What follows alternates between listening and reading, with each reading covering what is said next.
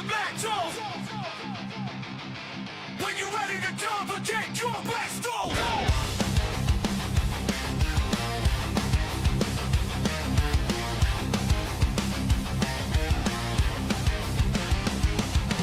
Engines roar, the dirt flies thick, steel beats rumble, tires grip slick, mud tattoos, the side panels raw, wheel to wheel, no room for a flaw. Throttle pin, hearts pound like bass, slide through the corner, a deadly embrace, chasing that checkered, sweat stay dream, the track screams out of that midnight scheme. Wheel to wheel, kings of the clay, dust clouds rising, night turns to day, lap by lap we live for the thrill, chasing glory, powered by will. Wheel to wheel, kings of the clay, dust clouds rising, night turns to day, lap by lap we live for the thrill, chasing glory, powered by will. Bingo, red light dancing, the tack don't lie, spitting gravel, carving the sky, hustle the corners, whip it wide, late model demons, drift and glide, chrome on chrome, a battlefield clash, sparks kiss the ground in a fiery flash, no surrender, no breaks to be found, victory's hymn in that deafening sound. Wheel to wheel, kings of the clay, dust clouds rising, night turns to day, lap by lap we live for the thrill, chasing glory, powered by will. Wheel to wheel, kings of the clay, dust clouds rising, night turns to day, lap by lap we live for the thrill, chasing glory, powered by will.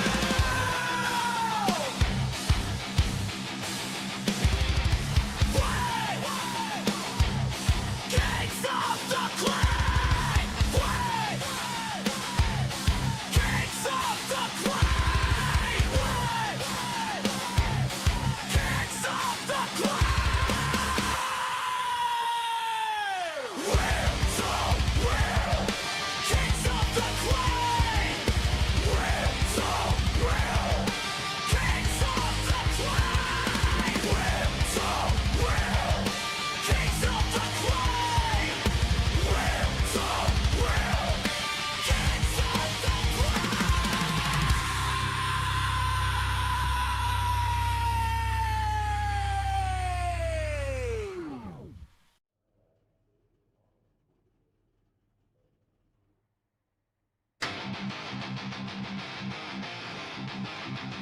Kick the battle. When you're ready to jump again, your best goal.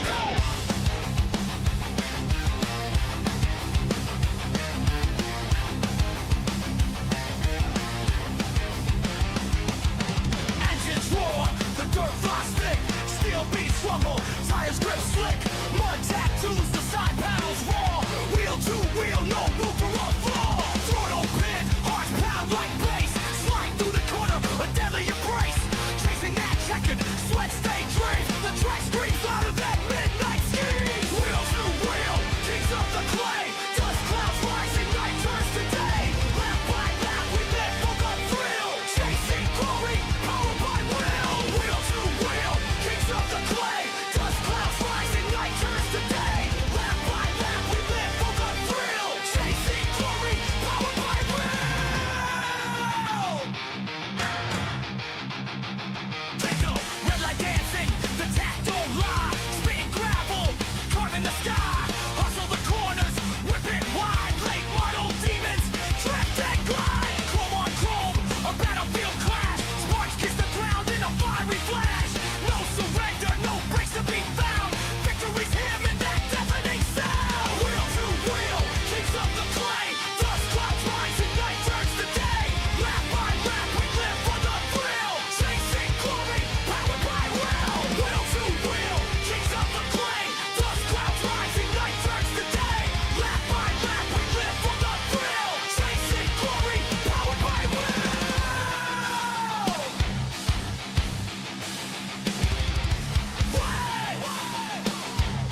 Kings of the clay,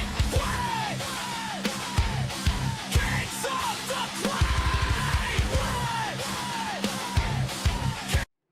Woo! Ladies and gentlemen, boys and girls, welcome in as we get ready to rock and roll with the Wheel-to-Wheel Racing League as our first Daytona Duel is about to get underway.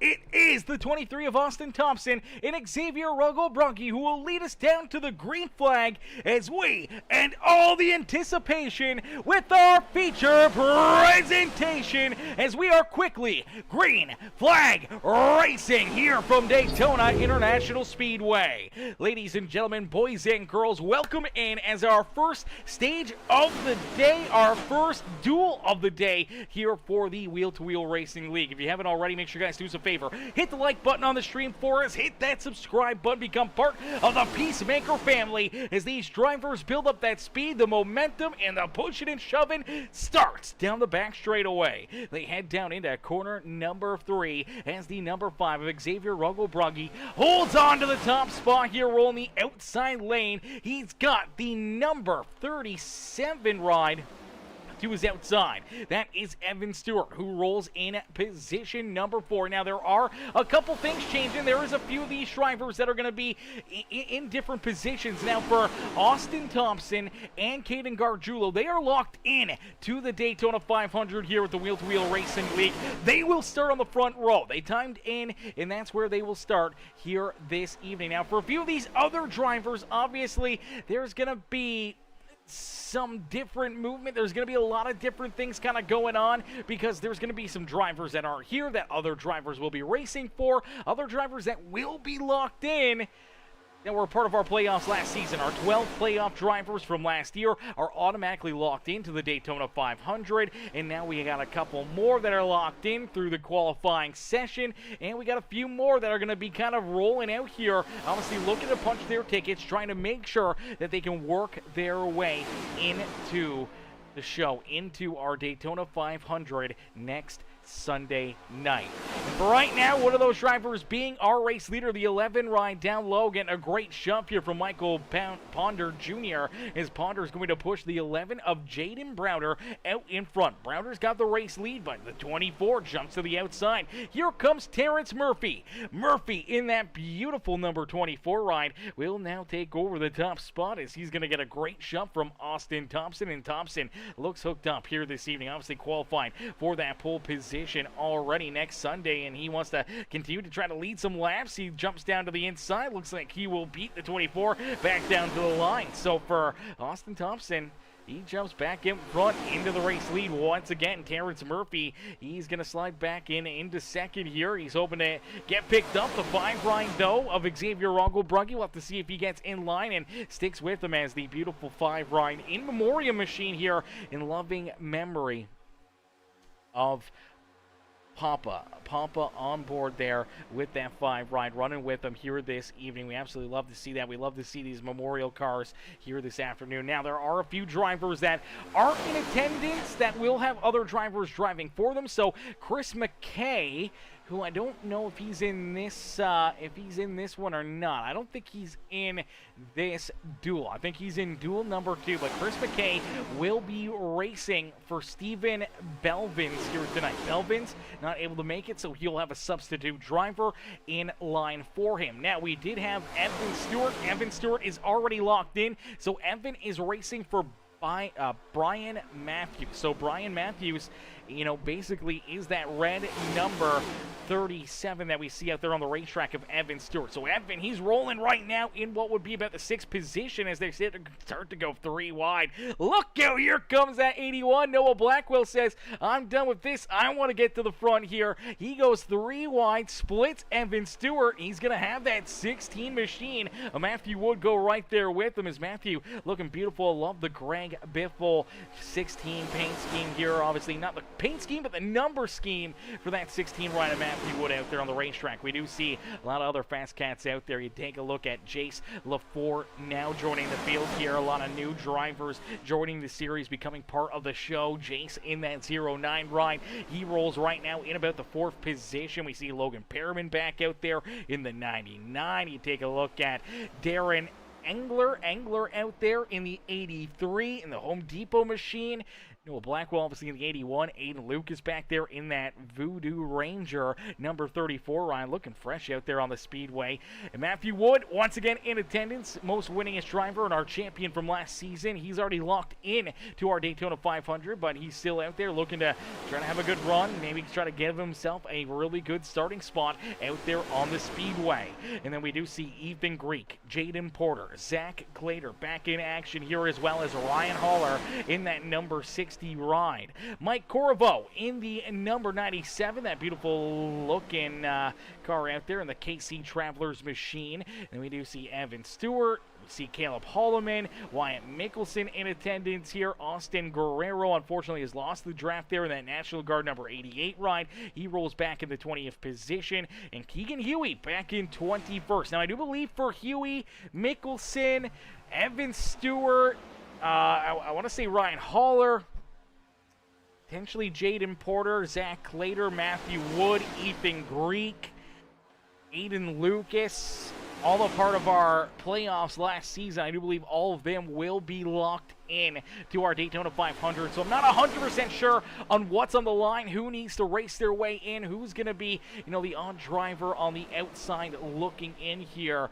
As I do believe we're starting 40 drivers for our Daytona 500, and with 21 in attendance here, unless we get a couple provisionals, there may be one or two drivers that may be loading up their rides and unfortunately be joining the fans in the stands next Sunday night for the Daytona 500. But so far here this evening, the first duel of the day, some great racing, some great fun out here. As Steven in the chat as well, Steven Belvins in the chat says, it hits different watching this sitting in the Daytona infield. Brother, listen, you run over the Mr. Tyler Reddick. You show him this. You show him how we get it done here in the Wheel-to-Wheel Racing League. You show him, run to the Fox booth as well. For the love of God, run to the Fox booth. Show them this. Show them what they should be doing and how their broadcast should be looking, and give the people what they want, which is non-stop, amazing racing action here on Sundays with the NASCAR Cup Series. Even on Saturdays and Fridays as well, man. I think we did more laps under caution than we did green flag, and we did more laps under commercial break than we did under actually viewing the race. It just absolutely, impeccable. It's absolutely crazy. I know it's the most, what do you want to call it? It's the most sponsored race, but it's also like the most sponsored series of any of our main things. Obviously, when you look at the NFL, NHL, MLB, NASCAR brings in the most sponsorship money. It's got the most things that kind of come into it, whether it's for the team cars or the teams themselves, or, just for NASCAR themselves as well. They get a lot of sponsorships, man. And you get the sponsorships not only throughout the commercials, but you get them out there on the racetrack. Every time that these cars are on the speedway, it's virtually sponsorship in its own rights. So we should probably have less caution or less commercial breaks, more green flag amazing racing. As Mrs. Holler in the chat as well says, love the Peacemakers races. Have a great race, everybody. We love having Mrs. Holler in the chat cheering these guys on. Night Pain says, number 13, MPJ, cheering on Mr. Michael Ponder Jr. Michael right now rolls in about the 7th position, holding strong up here. 13 rides looked really, really good here this afternoon in that Bombay Sapphire number 13 ride as he rolls in about that 6th, 7th position. Now, chat, settle down. No 6-7s here this evening. But for Noah Blackwell, he just jumped out in front. So for the Best Buy, Cannon number 81 has the race lead, but we do see the 11 of Jaden Browder jump back to his outside. Browder getting a shove now from the 23 of Austin Thompson. Now Thompson, he doesn't have to be up here racing as hard. He can follow back of the pack, come dead last here in this in our dual race here this afternoon. He doesn't have to really worry too much about where he finishes because he is already locked into the front row, qualified in the top spot. He will start in the pole position for our Daytona 500 next Sunday night. So he can kind of take a back seat, but it doesn't look like he wants to, man. A true competitor at heart is still out here, still duking it out and giving it everything he's got, rolling at the front of the field here, going to lead another lap and just looking to show drivers, what's at stake and what's on the line here with this 23 car this season. He's looking to get off to a big hot start here this afternoon, and he's going to continue to just keep himself at the front of the pack and not looking back here all evening long as he continues to roll out in front and keep him back there as Noah Blackwell, Jace LaForte now sit second and third. Matthew Wood, last season's champion, up and into position number 4, and he's looking for more as he controls the outside lane. As we do see the 13 of Michael Potter Jr. down to his inside. Here comes Mike Corriveau and the 99 of Logan Perriman back there in 6th and 7th. Now here comes Darren Angler as well in that 83. Here comes Evan Stewart. Here comes Aiden Lucas, our top 10 out there on the racetrack in that beautiful number 34 Ryan. Now the 60 machine of Ryan Haller just on the outside of the top 10 looking in, as same with Xavier Rungelbrugge, that 3E of Ethan Greek, and unfortunately going a lap down. You see him up against the outside fence. That is Keegan Huey. Huey will lose a lap here only after 12 laps of racing action. Not the way Keegan Huey wanted things to get started here this evening, and if you're that 38 ride, even though you're locked in to into our Daytona 500 with last season's playoff drivers locking their way into the race, you still don't want to be back here. You still don't want to be sitting back, hanging out here, going a lap down, not having a good showing, not having a great race. So I think he's going to want to get up here, be racy with these guys, try to show them that he's going to be a good pusher, a good shover, try to find some more drivers that may want to work with him, help him out there on the speedway, and see if they can try and put him into a pretty good spot out there, maybe next Sunday night, to where, if he's in line to win that race, that they can make some moves, they can make something happen, and potentially maybe snag him a Daytona 500 win. But he's going to continue to roll back here, at least a lap down. He'll need a caution flag and a free pass back on the lead lap if he wants to get back into the action here this evening. But right now, all these drivers, man, doing a fantastic job. And we do get a new race leader as last season's champion, the most winningest driver of last season. I do believe 15 wins en route to the championship. The 16 rider, Matthew Wood, out in front, man, looking absolutely impeccable again this season, as Mrs. Haller says, "Come on, Haller, move it up," she says. So sit tight, sit tight. Lots of racing left, a lot of laps left. We're only about, 1/4 of the way through our first duel of the day. Now, for all these drivers, they'll get to sit back, they'll get to relax, they'll get to kind of, hang out a little bit. They'll get to have a little bit of fun later on, and obviously next week they'll get to have some fun as well. But as of right now, for a lot of these guys, whether or not you're locked in or you're trying to race your way in to the into the Daytona 500 here, you kind of just got to be patient. You want to be there at the end. You don't want to take yourself out of the action too early, and you want to make sure that you got a car for late in this race. And now I'm not 100% sure. I don't think I saw any updates in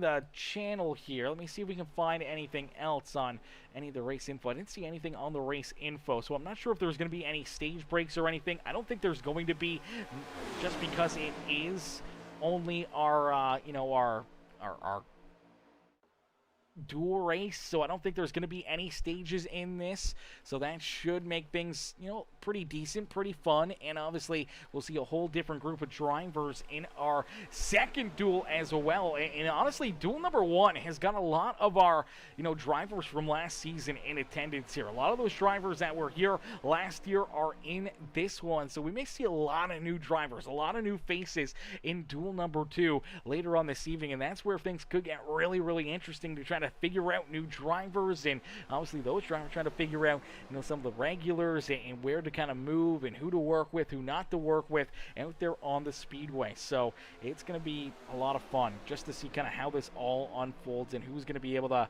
find their way into a good position, a good spot out there on the speedway to try and earn some very valuable experience out there on the racetrack. A lot of these guys have run a ton of races when it comes to, obviously,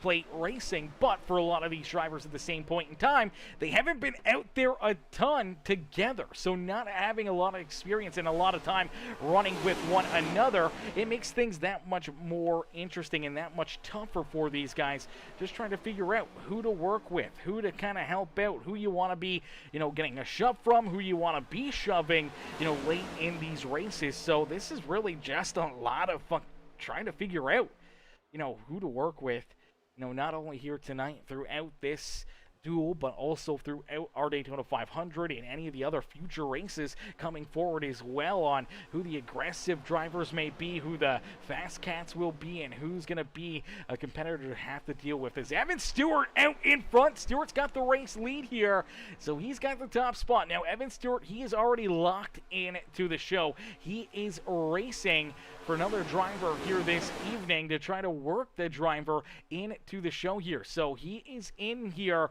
for Brian Matthews. Brian is virtually leading this race, and if you're Brian Matthews, you got to be very, very happy with picking Evan Stewart to kind of be your fill-in driver to try to race you into the Daytona 500. For Aiden Lucas as well, Aiden, he is driving this tonight in our duel for Michael Boyles. So for Boyles, he's going to have a good stout driver as well. He's going to be another fast cat out there, and he's going to be looking really, really good in this one. But all 12 of our playoff drivers from last season are locked into the 500, and for a couple of these guys, they will start towards the rear, as I do believe Evan Stewart and Aiden Lucas, because they elected to drive and race for a couple other drivers to race their way into the Daytona 500 here this year, they will start at the back of the 500 for taking kind of their duel out of play here. They will start at the back of the pack, but they have raced their way into the show. And now for Chris McKay as well, racing for Stephen Belvins here as well tonight. Obviously, those are two drivers that need to race their way in, that need to put themselves into the show here this evening. So that's going to make things very, very spicy, especially if you are Stephen. He's sitting there in the infield of Daytona International Speedway in real life, and being able to watch and see, what his substitute driver can do, and hoping that he can get locked in and have an opportunity of winning the Daytona 500 himself. Maybe not for in real life racing like we saw earlier today. Shout out there to Tyler Reddick for winning the Daytona 500, but for Stephen Belvins, he wants a shot here in this one in the Wheel-to-Wheel Racing League to try to win the Daytona 500 here himself. But for Evan Stewart, still holding on to the top spot. He's got Mike Corvo right there with him. Corvo rolls in position number 2, as we do see our pole sitter for the 500 back there in that 3rd position. Austin Thompson still holding strong here, man. He's been looking good all night long. Obviously, fast hot rod, qualified in the pole position for the Daytona 500. He's already locked in, being one of the new drivers here to the series, but he's showing that not only does he got a fast car when it comes to single car qualifying, but when it comes to, pushing and shoving out there on the speedway as well, that Black Honey number 23 machine is hooked up here this evening, and he is holding tough there in that 3rd position right now. Matthew Wood, last season's champion, right there behind him, and now we're going to have to see potentially green flag pit stops just on the horizon here as well. For a lot of these drivers, green flag pit stops brings in a whole different ball game and a whole different scenario of things to come. We saw it throughout the real life Daytona 500 earlier today, how difficult it can be to get down and onto pit road, and then obviously trying to kind of come out in a tight pack together. You don't want to come down in those small packs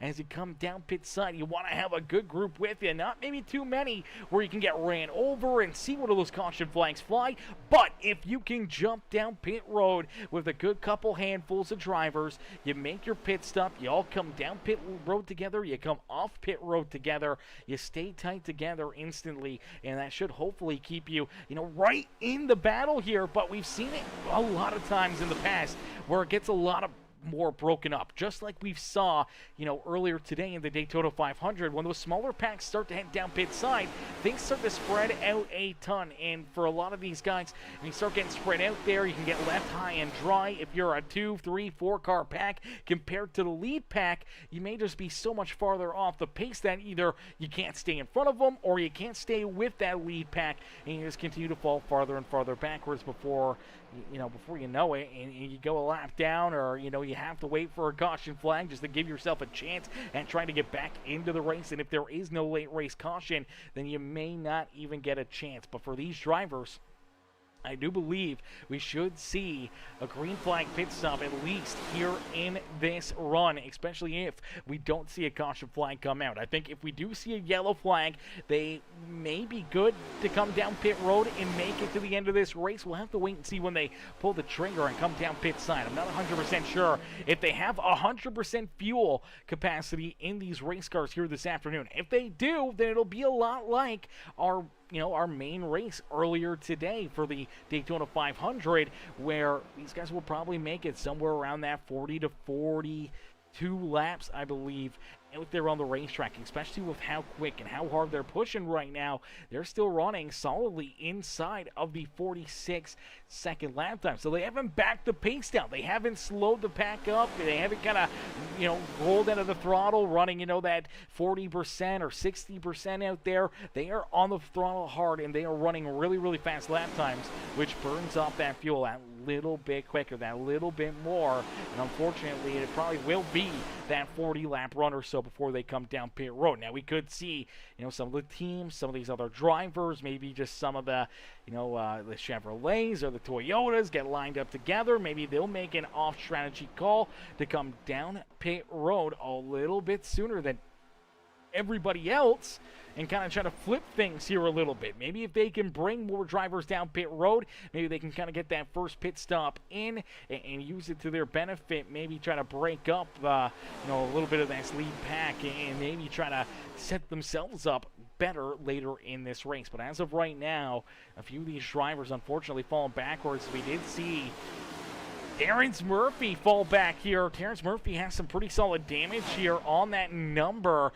24 ride. You see that sparks flying underneath this thing. I'm not sure what may have went wrong with him, but unfortunately it looks like he's gotten up into the outside fence and somehow or another has quite a bit of solid front end damage on this 24 ride, and he is way off the pace. You see the splitter still scraping something underneath there as well, scraping against the ground. He's off the pace. He's going to have to probably take this thing down pit side, but unfortunately, as he kind of ran into those issues, we saw this, I believe it is the 0 ride here, as Zach Clater ends up losing the lead draft here. Even Jaden Browder, one of our early race leaders, has fallen back here as well. I believe Browder is outside of the draft here as well, so he's going to be off the pace. So isn't Zach Clater, and now for the 81 ride of Noah Blackwell, he was trying to pick up Terrence Murphy. He was trying to help that 24 ride out. Unfortunately, it lost him the draft. He has fallen back here. He's got that 38 ride, a Keegan Huey with him. Unfortunately for Huey,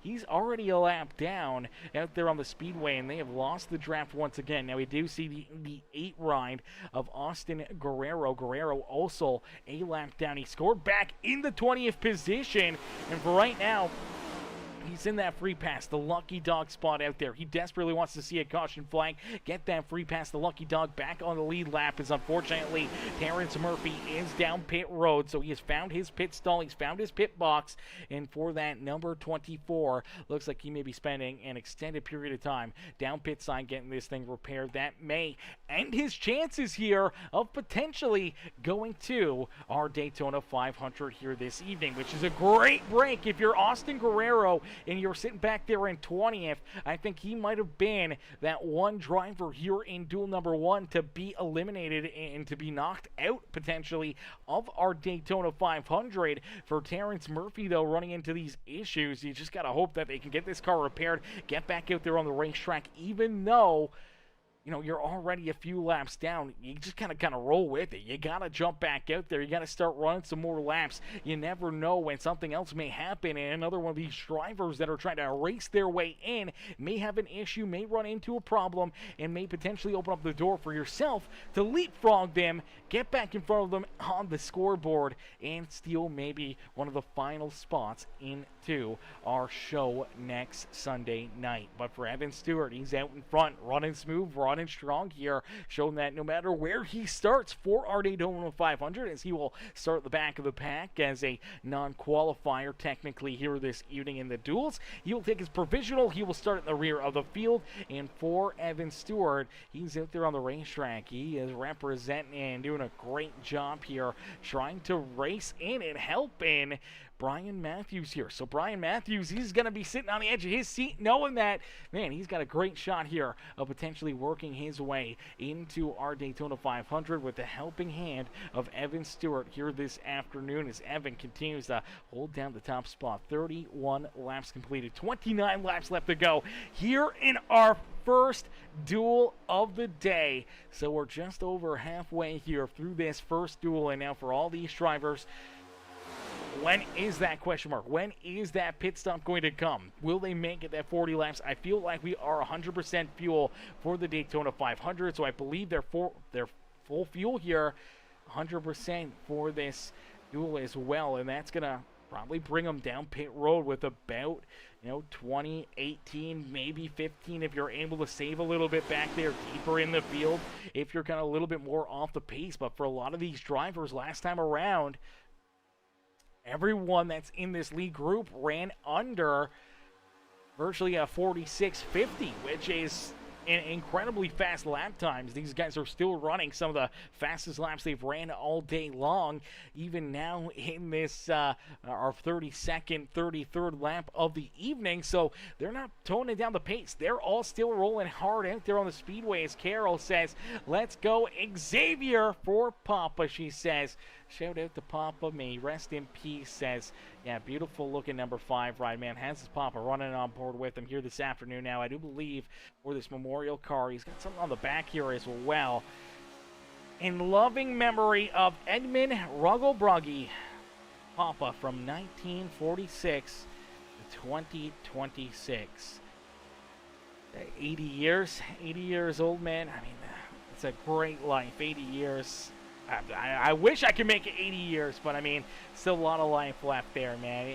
Obviously, you want to see everyone, going into their 90s, maybe even getting closer to that century mark, and, obviously, going to be a heart-filled season here for Xavier, and having his Papa ride on board with them, and having this 5 ride out there on the racetrack on a more regular schedule, and trying to run not only for a lot of race wins for this number 5 ride, I think, on the season, but I feel we're going to see probably maybe even a championship effort out of that 5 ride here this year. So Xavier with the heavy heart here this afternoon is going to be looking to try to have a heavy foot and hoping to try to find his way into victory lane here in duel number 1. But out in front, it's Evan Stewart. Evan continues to have that top spot, continues to lead the way here with Mike Corvo right there on his back bumper here. The KC Travels number 97 ride hooked up here, man. He's looking really, really strong, but we do see a couple drivers heading down pit road.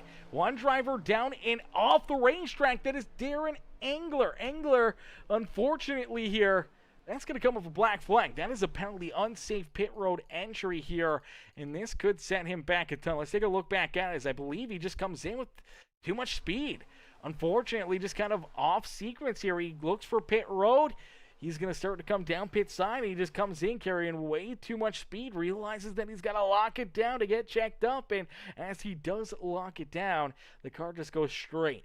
And as it goes straight, unfortunately goes down and into the infield, probably still speeding there, so he still gets a black flag for either speeding or unsafe pit entry, and unfortunately that will come with a black flag for the 74 of Aiden Lucas, nope, that's Jaden Porter, sorry, in the 74 ride, and that AG Designs machine down pit side, and Ethan Greek also coming down pit road there as well. for Engler. He does get the black flag, so he's going to have a hold here down pit road, and unfortunately he may be down pit side for an extended period of time, trying to get this car repaired, trying to get it cleaned up and fixed up and back into racing action. But out in front, it is this number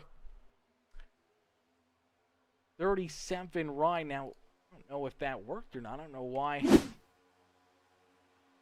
Bear with us here, chat. I don't know why it's not going forward for us. That's interesting. Every once in a while, SDK decides to do that, decides to mess things up. So we'll have to try to quickly advance forward with that right there. So, okay, we're back to live action here. Stewart still holds down the top spot. Corvo right there in position number 2. Now, we didn't see any more drivers come down pit road. So, obviously, for drivers, well, we do see a couple more. But back there, deeper in the field, had already lost that lead draft. You do see Jaden Browder, Noah Blackwell. They come down pit road. Keegan Huey's going to come down pit side with them.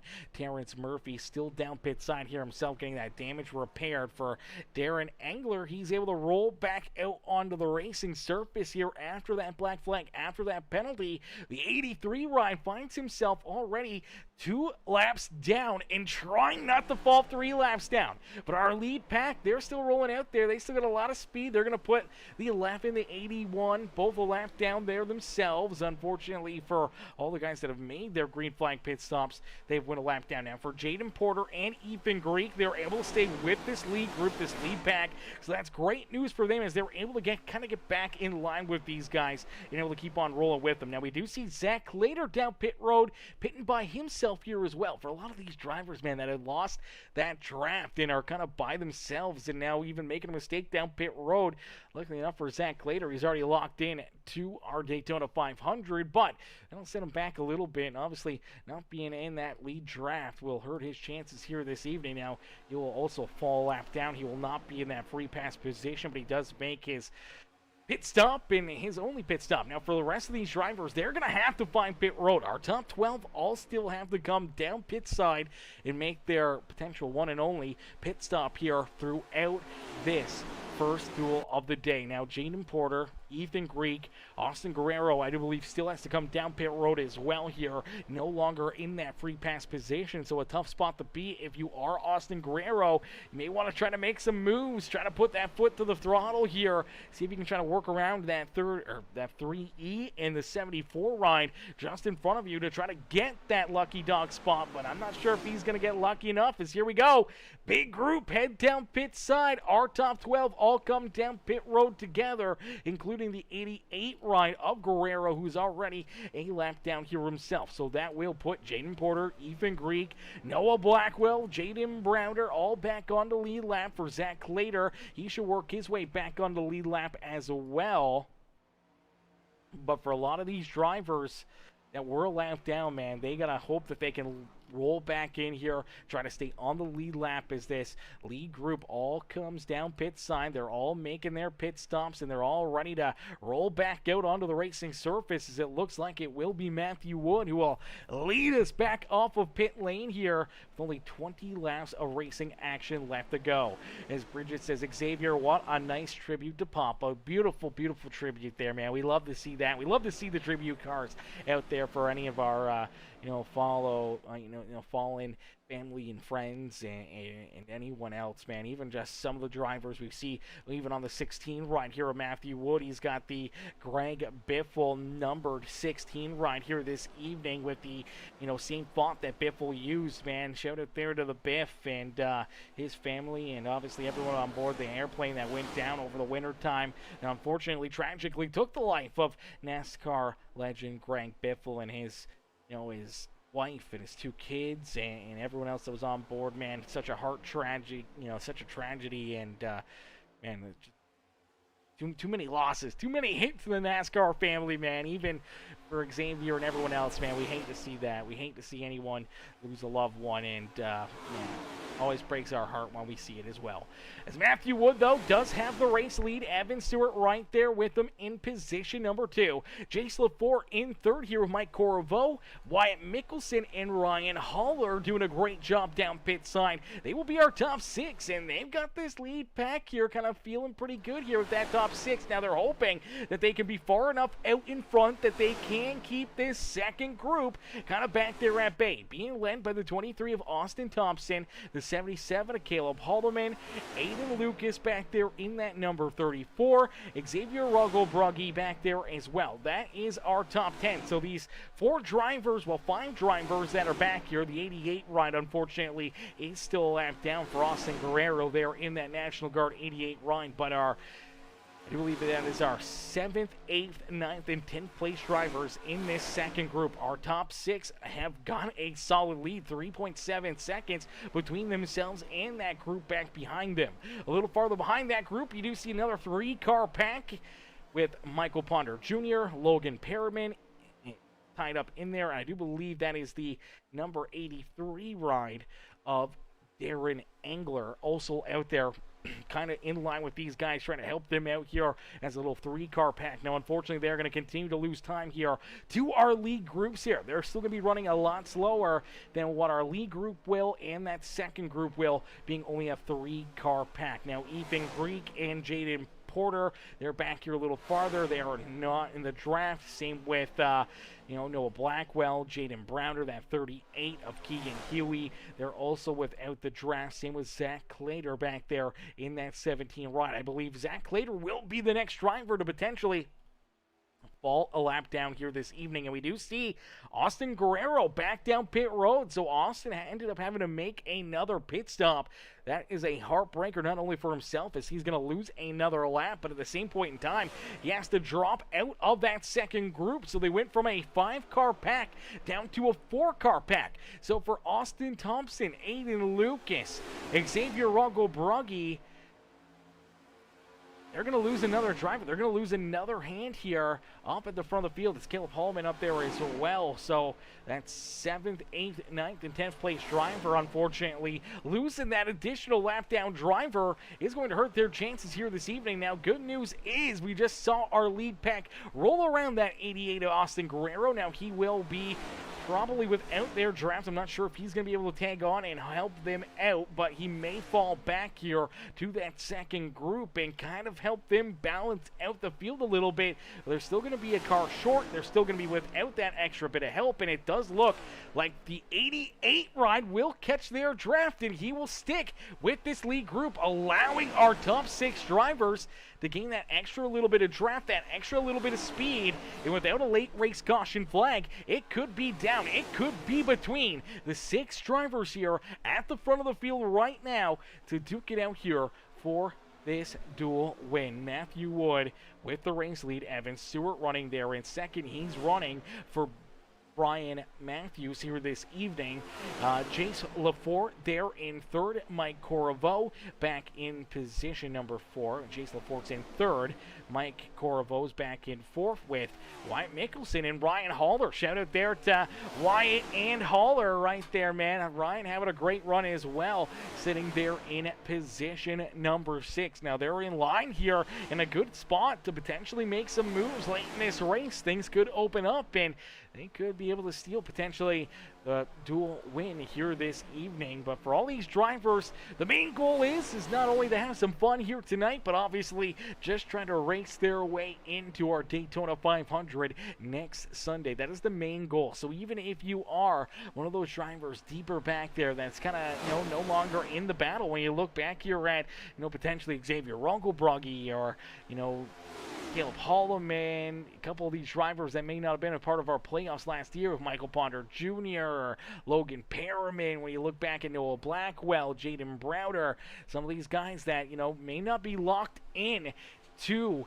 our Daytona 500 already. They just need to try and keep on having a good run. Unfortunately for 3 of our non-locked in drivers, when you look at Austin Guerrero, Darren Engler, and Terrence Murphy, they're all kind of sitting on the outside looking in. Obviously, for Murphy, he's been down pit road since lap number 28. He is now virtually about to be 20 laps down out there on the racetrack and still getting damage repaired down there on pit road. So a heartbreaker there for Terrence Murphy, as I do believe he may be one of the only drivers to not advance into the Daytona 500 here this season. He'll have to, unfortunately, be a fan in the stands here, unless if he somehow gets a provisional or somebody opens up the door for him to get in on the action. But I do believe for himself, he may be eliminated, and for, you know, Darren Engler and Austin Guerrero, they could be on the hot seat as well, back in 19th and 20th.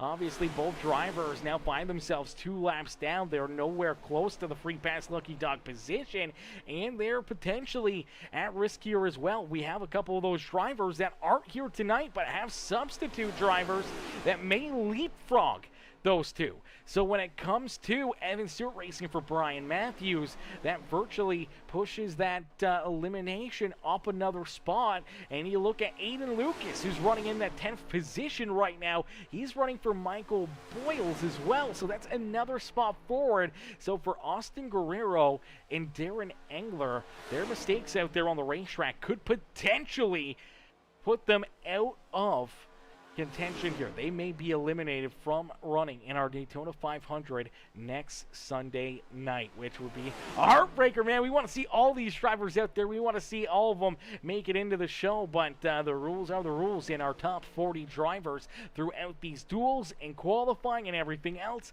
will work themselves into the show next Sunday night. So unfortunately for some, they will have to go and they'll have to try their hand and try to make the show again the following Sunday when we head to our second race of the season. And you know, you don't want to be back behind in points already and not making their way into the show here this evening. As, man, great runs, great drives here for all these guys, man. No caution flags. It's been clean and green. Just good, hard racing all race long. And that's exactly what we want to see, as we do head to Las Vegas in 2 weeks. Vegas, obviously, a whole different ball game when it comes to, you know, NASCAR racing. These plate tracks are a huge balancer out there on the speedway. It really balances things out, and obviously make one mistake, you run into one issue. You look at the 83 ride at Darren Engler, who had that mistake coming down pit road and making that pit stop. It has put him potentially on the outside looking in. Now Vegas could be a completely different role and a completely different race, where he may be good enough or he may already be not as good, where it's just going to come down to qualifying. You won't have this duel, you won't have this. You'll have, you know, that 2 laps or 3 laps to try to lay down a qualifying lap and lock your way in that way. If you don't qualify in to the top 40 when we head to Vegas, then unfortunately you may miss either another race or your first race of the season for those drivers. But for Matthew Wood, he's feeling A-okay, man. Any of these drivers up inside the top 6, they are feeling pretty dang good right now, especially for Brian Matthews. As Brian, he sits, you know, technically in that 3rd position as Evan Stewart continues to drive him forward out there on the speedway, and he knows that potentially a transfer through into the Daytona 500 is on the line here for him, and a good starting spot as well, with Evan Stewart running here in 2nd, and maybe gonna give him a shot at starting, you know, up inside our top 10 when it comes to our Daytona 500. But for right now, still a lot of racing, still a lot of laps left here. Not a ton, but still enough to, you know, have an issue, have a caution flag, and change the entire outcome and battles here this evening, as Matthew Wood continues to lead us down through corner 3 and 4. We'll head back into the tri-oval here at Daytona International Speedway, and for Matthew Wood, you'll click off lap number 53, and we got 7 laps left to go here in our first duel of the day. So our first duel about to be done. Caution free, clean and green so far. Hopefully we can finish that way, man. We like to see these guys continue to do a great run out there, as Robbie says, trading paints off. Nope, trading paints is definitely on. It's definitely on, that is for certain. As Matthew Wood, Evan Stewart roll there in 1st and 2nd. Jace Lafort back in that 3rd position. Mike Corvo in position number 4 with Wyatt Mickelson, Ryan Haller, our top 6. all still up here in this lead group. Obviously, Caleb Hallman, Xavier Rongo-Brugge, Austin Thompson, and Aiden Lucas. They're kind of just back here riding along as of right now. They're just kind of holding pace and hoping for that caution flag to try to get them back into the battle. So is Michael Ponder Jr., Logan Perriman, Jaden Porter, Noah Blackwell, Jaden Browder, Ethan Greek. They're all hoping to see that caution flag because they're still on the lead lap and they want to get back into this race, but with no yellows and not having the cars in their pack and unfortunately being too far back, they're just kind of on cruise control right now. For Zach Clater, he does sit in that free pass position, so he's in line for the lucky dog as the first driver 1 lap down. Keegan Huey no longer in that free pass spot. He scored back in the 18th position. Austin Guerrero finds himself a couple laps down, back in position number 19.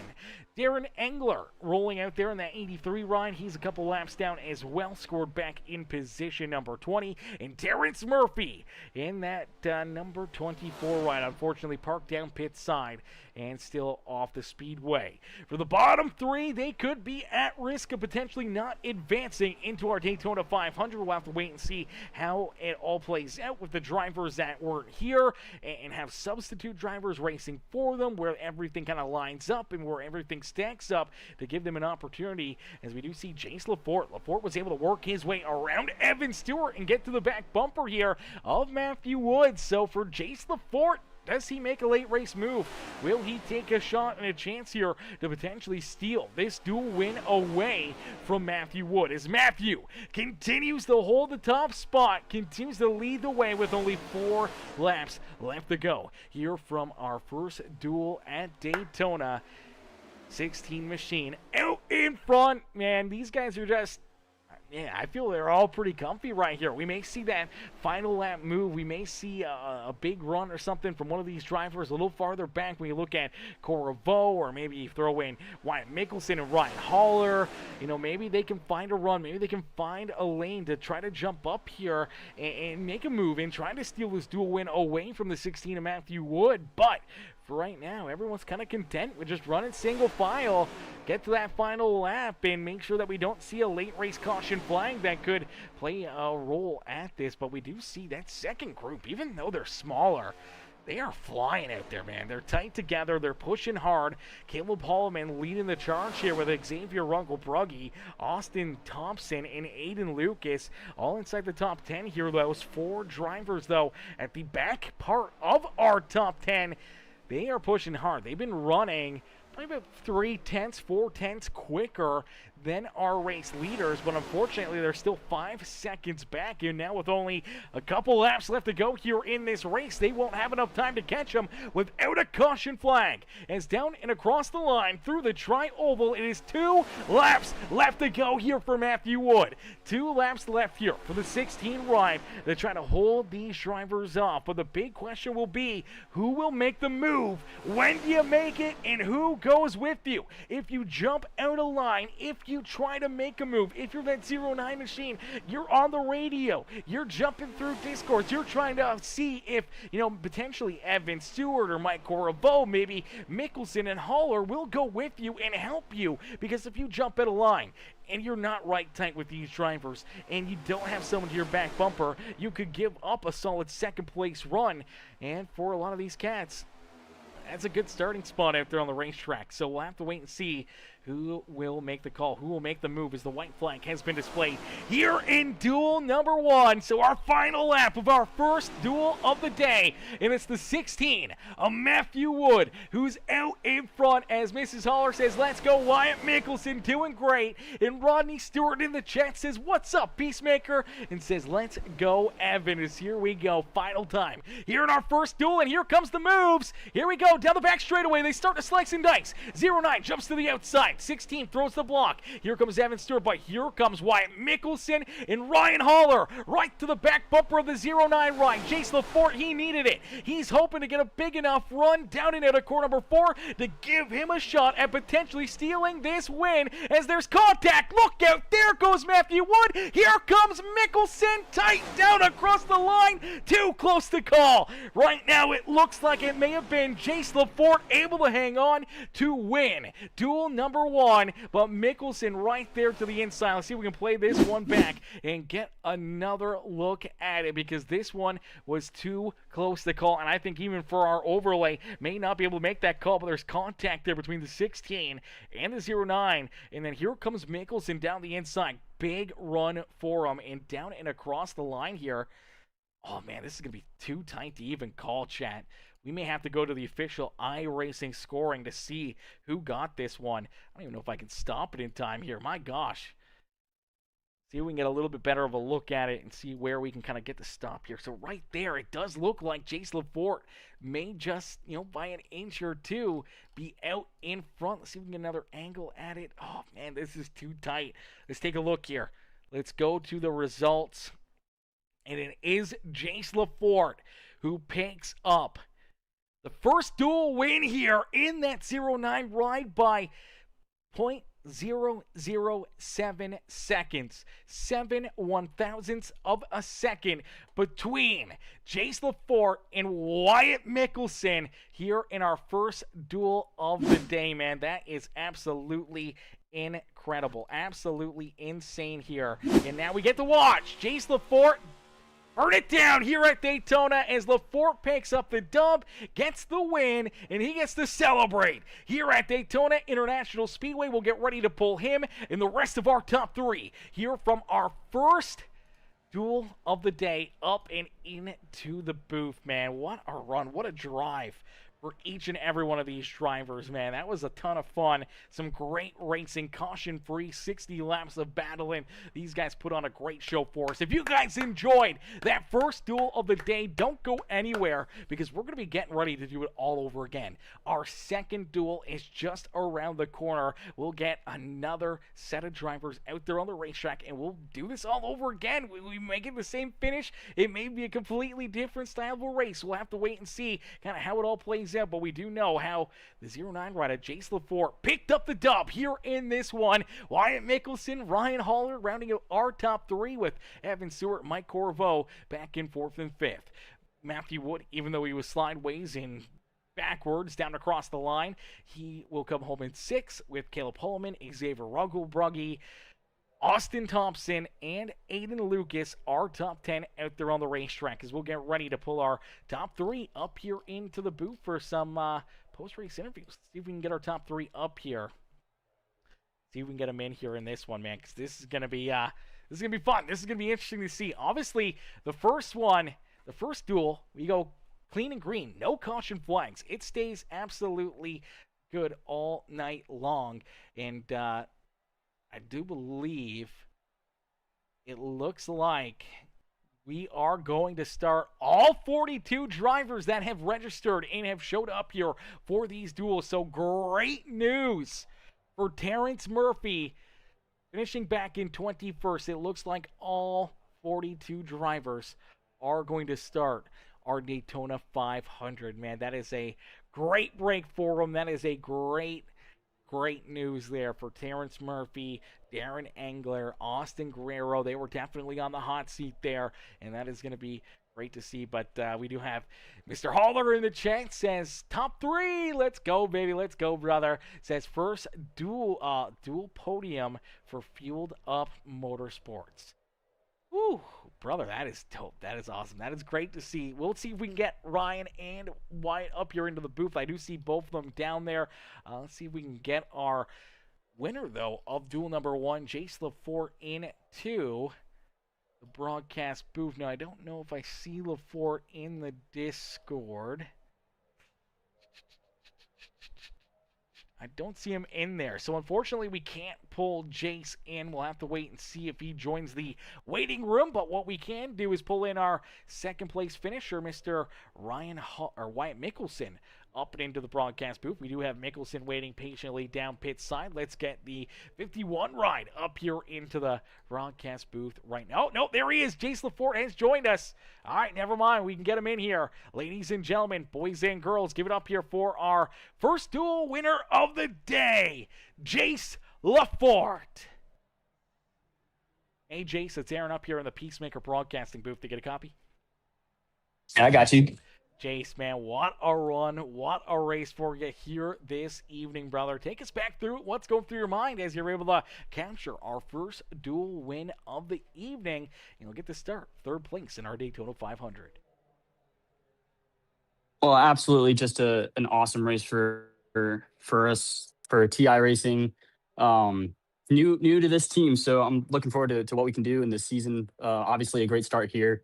Um, we had a group of I think 8 there, and we just kind of pulled away, so I didn't really have to worry about anybody.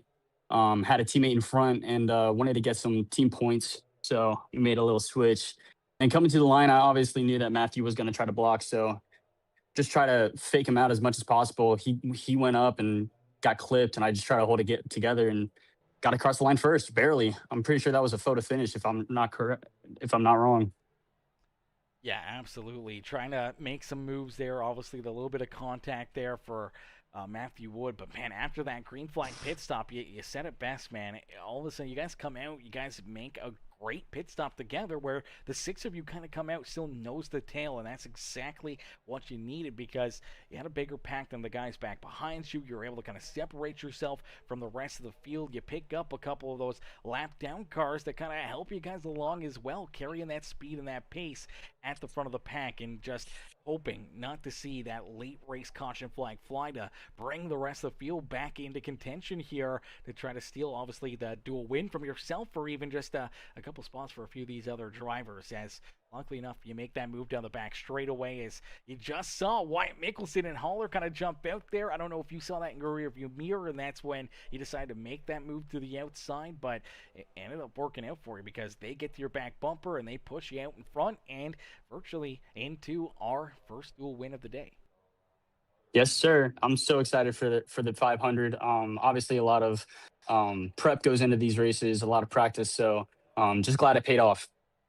Absolutely pays off for you. You'll have a great starting spot there in the duel. Now, don't party too hard down there in victory lane here for duel number 1 as we'll have our second duel winner join you in just a little bit. But, Jace, who would you like to thank here for such a great run and great drive, great performance here this afternoon?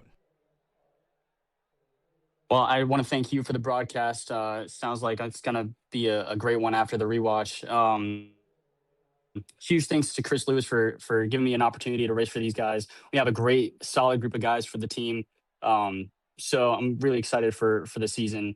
Got to thank Fish Speed Brakes, great sponsor for the season. Looking forward to partnering with them for the season. And yeah, just huge thanks for all those who support me, and looking forward to hopefully getting a good finish in 500. Absolutely, man. We can't wait to see you guys in action and see you guys back out there duking it out next Sunday night. Jace, enjoy the rest of your night, and we'll see you hopefully right back up here in the broadcast booth next weekend. Sounds good. Can't wait. Alrighty, ladies and gentlemen, boys and girls, give it up there for our Duel 1 winner. Here this evening, Jace LaForte picks up that dual win as we'll get ready to pull in our second place finisher, Wyatt Mickelson. Hey, Wyatt, it's Aaron up here in the Peacemaker Broadcasting booth. They get a copy? Yeah, hey. Wyatt, man, great run, great drive for you guys here this afternoon. Obviously, plate racing early on. Everyone's just kind of, trying to figure things out, trying to click these laps off and get to that fuel window. And obviously, you guys make that call. You come down with the big group there. We saw about 12, 13 of you guys all come down pit side there as the final pit stops of the day. And for you and Haller, it works out perfectly because you guys make a quick pit stop. You get out there and you get to sit with that top 6 and kind of just break away from the rest of the field to start to, game plan here. You had, that 18, 19 laps to kind of figure things out and figure, hey, without a late race caution flag, we're sitting back here in that, 5th, 6th position. We can take a run here in the closing lap and try to steal this dual win. And it almost worked out for you. Unfortunately, you had the 09 at Jace LaForte jump in front of you. You end up pushing him to the dual win, but you get to settle out for a Field Up Motorsports second and third place finish. Yeah. When we came into pits, I was just like, I'm gonna go with the leaders, do what they do. I'm just taking fuel and just get to the finish. And it was a bit hectic. I was just like, just don't have anyone. I think it was someone was behind me, almost spun me, and I was just like, oh god, please don't hit me.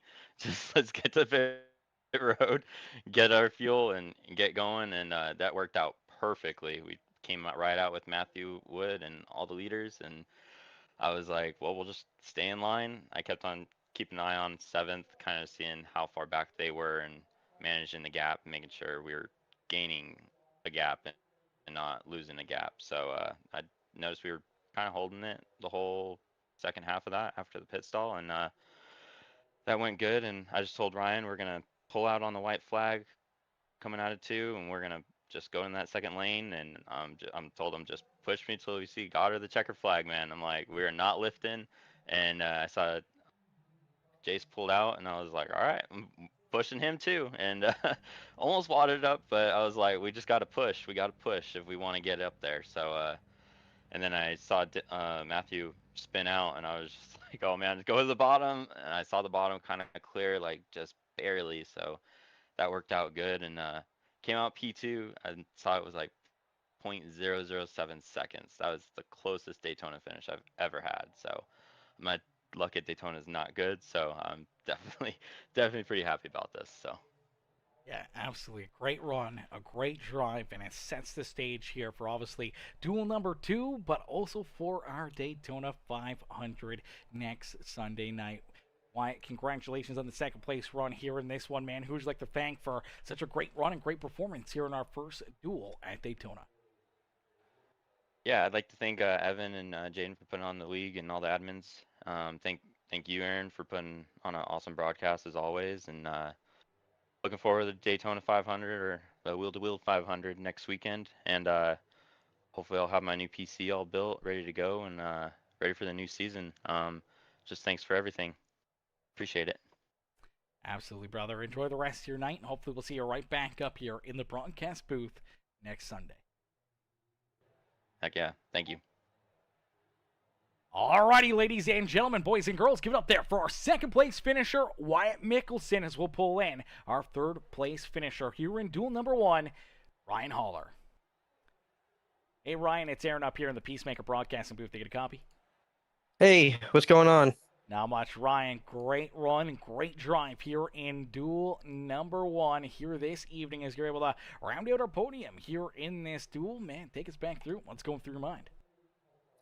Well, just trying to remember the whole thing. It really started with the beginning. I worked my way from the back all the way to the front. That outside line, got disbanded once I got to third, and worked my way up all the way to the front again there at the end with Wyatt. Like Wyatt said in the interview, I don't want to have to go. I'm not going to go over the whole thing again, but we had a great pit stop. It was probably the best one I ever had.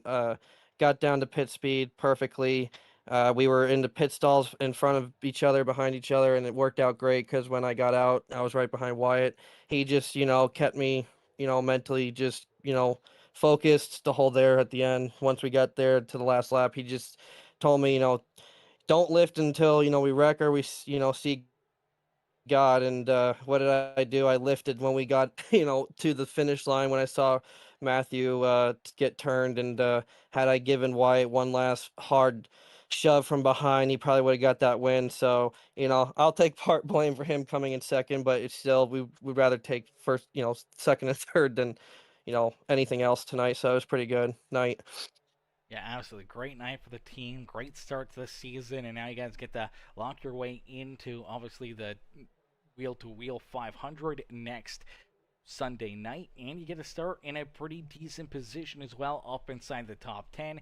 And now that may, affect your strategy, may not change the strategy for you and the team, but it's definitely going to make things very, very interesting. And it's going to be a lot of fun to see if you and White can maybe be in the same spot, next Sunday, giving each other, those shoves, the moves, and making some moves and trying to, win potentially our 500-mile race next Sunday night.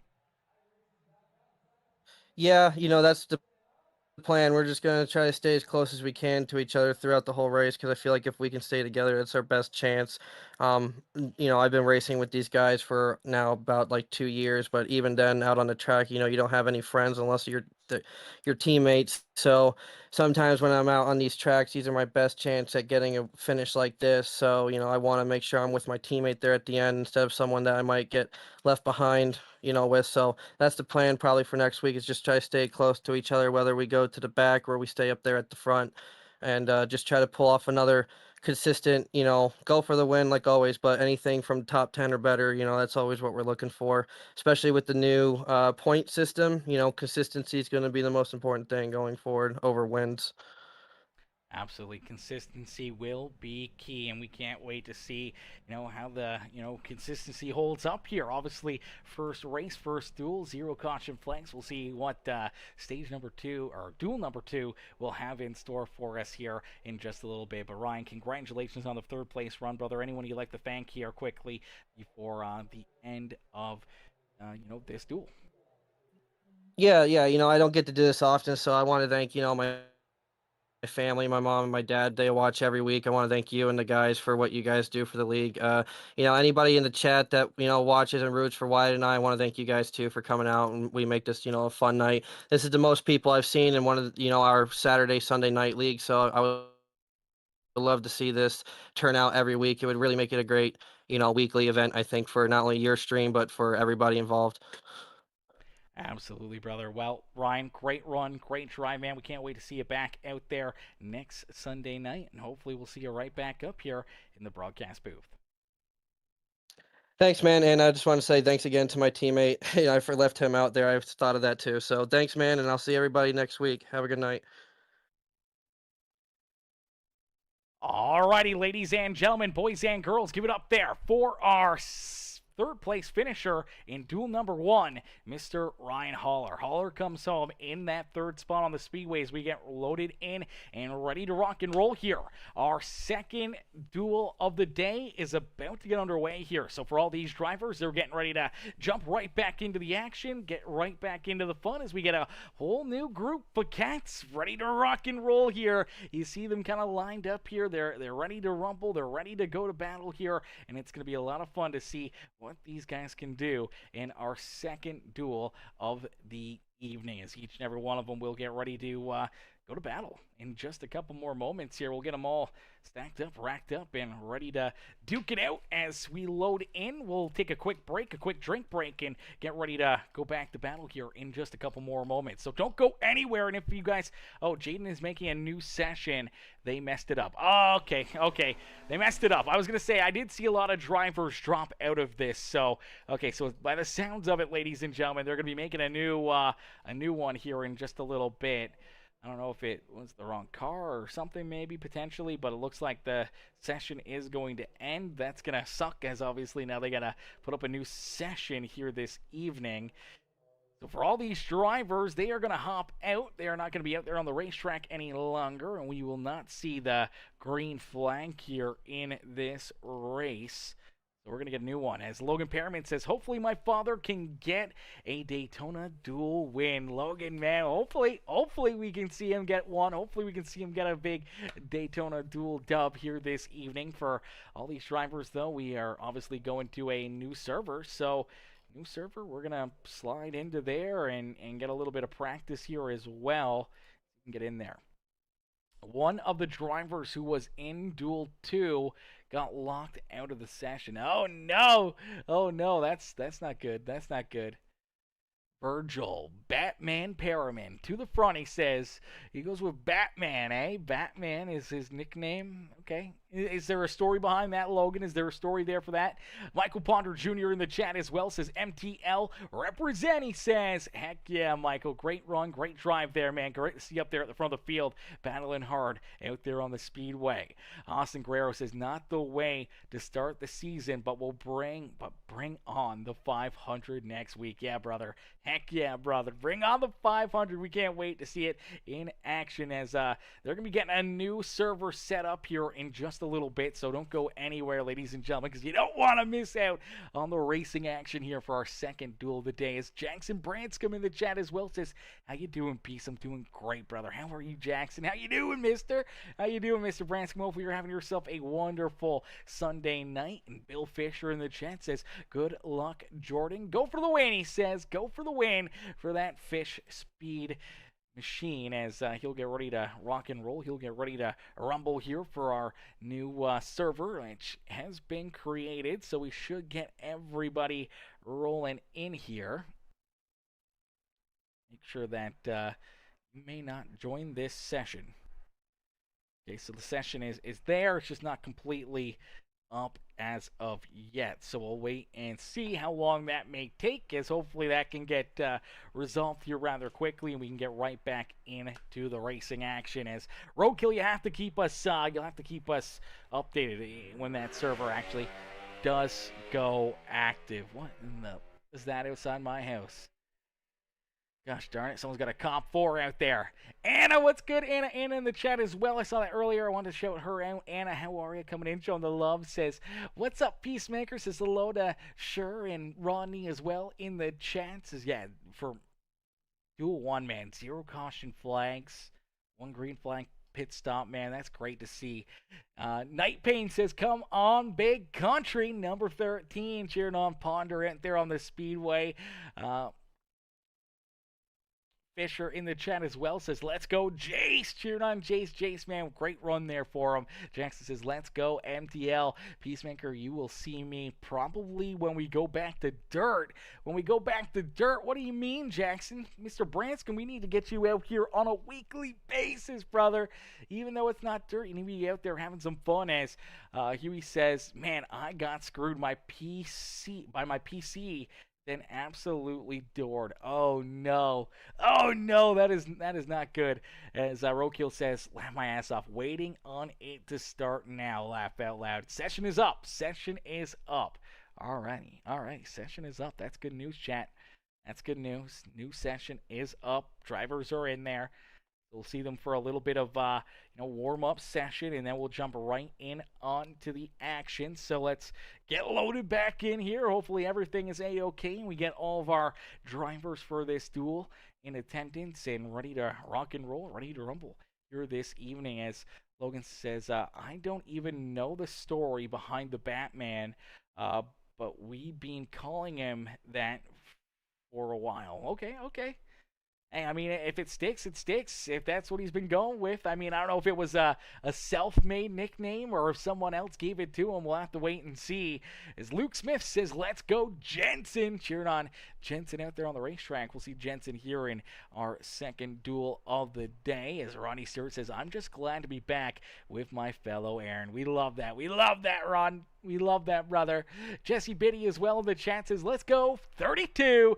Cheering on Nick Biddy here this evening as Nick Jensen, Nick Biddy, both going to get ready to duke it out here in this one. As and Anna as well. She said he's happy to see Anna in here as well. We're all happy to see Anna. We're happy to see all of you guys back in here. As Mark Quinn Brewer says, session is up. I appreciate that, Mark Quinn, showing the love here as well. If you guys haven't, make sure you guys do us a quick favor. It's absolutely free to do here. Helps us out a ton with the broadcast. Make sure you guys hit the like button on the stream for us as well. Hit the like button, hit that share button if you haven't already. Share it out to Discords, share it out to Facebook or Twitter or any of your communication places, so that way we can get all the action in here. Let's this full screen again. There we go. All right, so we are back here at Daytona. We will get these drivers in on the racetrack for a little warm-up session. We do see the 8 ride of Trent Johns.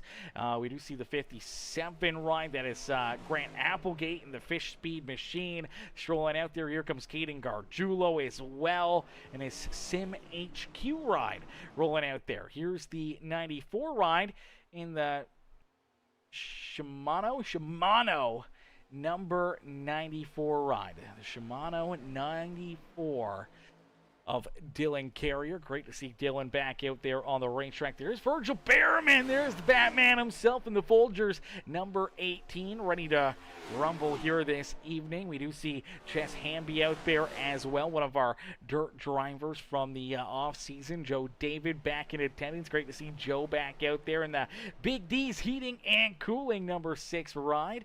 Great to see a bunch of these guys back in action, back out there on the racetrack and into the fun here. As Austin Guerrero says, look out for Mackey and Willie Smith. Willie Smith and Mac. Is it Mackey or McKay? I know some of them are different. I don't know. Sometimes people say Mackey or McKay. We'll have to wait and see. How do you pronounce his last name there, Austin? Hopefully we're getting that right. Roadkill says this is going to be an absolute caution fest looking at this lineup. Oh no! Oh no, this is going to be a caution fest? Uh-oh. We don't want to see that. Jaden in the chat as well. Sorry for the mishap. Me no smart. Me no smart. Yeah, SMRT. Smart. Yep. Mackie. Okay, Mackie. Okay, we'll make sure we get that right.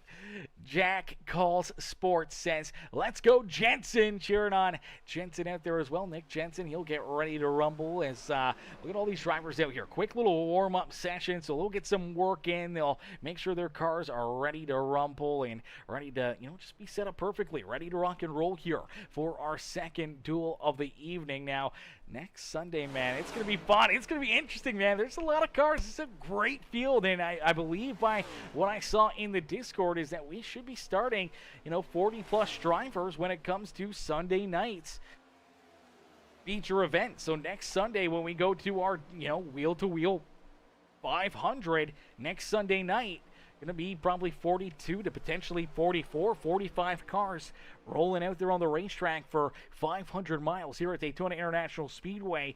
To put that into comparison, these duels are only 60 laps. So that first duel of the day, 60 laps down. And it's definitely going to be very, very fun. As Luke Smith in the chat as well says, Nick Jensen supremacy, he says. Nick Jensen supremacy. Okay. All right, well, we got a lot of Nick Jensen fans in the stands here. We got Nick Biddy out there as well. Obviously, Willie Smith, he'll be looking good. Aiden Lucas back out there. We got Michael Durham Jr. Evan Stewart's also in attendance here. Now, I'm not sure if Evan Stewart will be running and Aiden Lucas. I'm not sure if they're just loaded in as admins or if they will be racing in this one as well. We'll have to wait and see. Obviously, a lot of these other drivers look at Caden Gargiulo. He's out there. He's rolling here as Logan Pearman says, Batman's got wings. He's going to fly to the front, boys. He's going to fly to the front. Uh-oh, look out for him. NJB Designs, Noah, how are you, brother? Coming in on the lump says, look at that 94 car. So hot looking. So hot looking.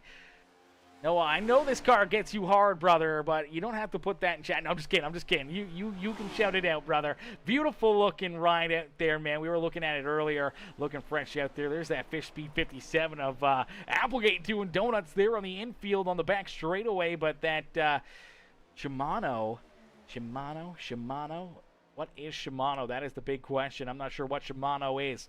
Is that just like, is that a seance? Is that a curse word? What is it? Is it a company? What is Shimano, chat? What is it? But we're looking at it. The beautiful Toyota Camry out there on the speedway, about to come down pit side. As Jack Call Sports says, we want Jensen. Well, here you go. There he is. Getting a push right now from that Bang 14 ride. But he's got Mark Wynn Brewer on his back bumper, and there is that number 55 ride. Nick Jensen ready to rock and roll, ready to go to battle here this evening.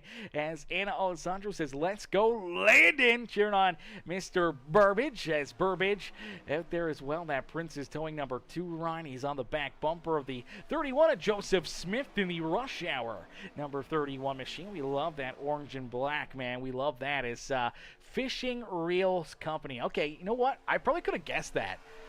Now that you've said that, Noah, I do believe I have seen that company before. I was going to say I don't think I've ever seen that company before, but now that you say that, I feel like I have seen that company before, or at least a commercial for them in the past. So we're happy to see that. Beautiful looking Bang ride, though, for Mark Wynn Brewer. And for all these drivers, they'll be ready to rumble. They'll be ready to duke it out here in just a few more moments as we're going to get a quick break in here. So let's see if we can get some laps in here during this practice session before our A-Main feature event. Let's see if we can jump on board here with Jason Bogart. Let's go for a ride around Daytona International Speedway in a quick little, pre-race setup here as we'll get ready to set them loose in just a couple more moments. Actually, let's see if we can get our KS Woodscapes commercial in here. Don't mind that one. There is. Here at KK Woodscapes, we only work with the finest woods, the finest tools. We sand the wood here at KK Woodscapes.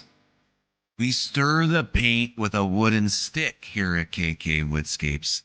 And then we brush the wood with a wooden brush here at KK Woodscapes. And when it's all said and done, we have these perfectly manicured nails. Put the plaques in the trophies, in the envelopes, ship them to your box. and on your way to you to commemorate your special day. Got wood, KK Woodscapes. Here at KK Woodscapes, we only work with the finest woods, the finest tools. We sand the wood here at KK Woodscapes. We stir the paint with a wooden stick here at KK Woodscapes. And then we brush the wood with a wooden brush here at KK Woodscapes. And when it's all said and done, we have these perfectly manicured nails. Put the plaques in the trophies, in the envelopes, ship them to your box, and on your way to you to commemorate your special day. Got wood, KK Woodscapes.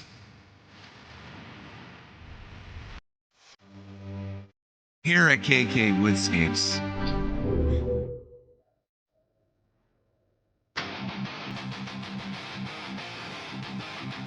Kick the back toe. When you're ready to jump again, your best goal.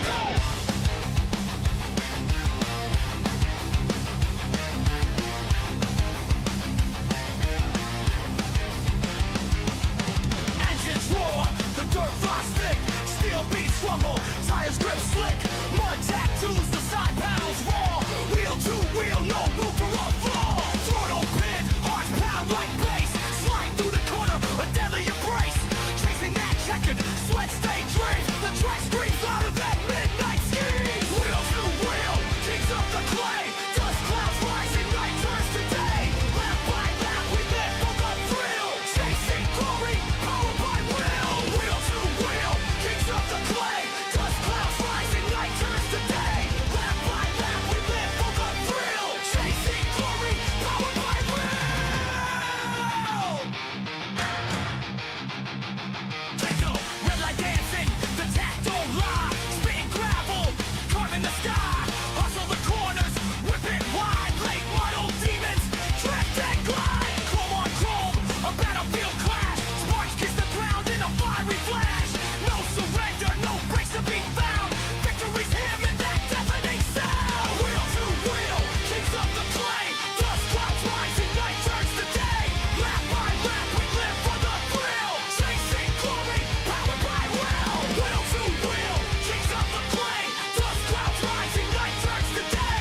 Lap by lap, we live for the thrill. Chasing glory, powered by will.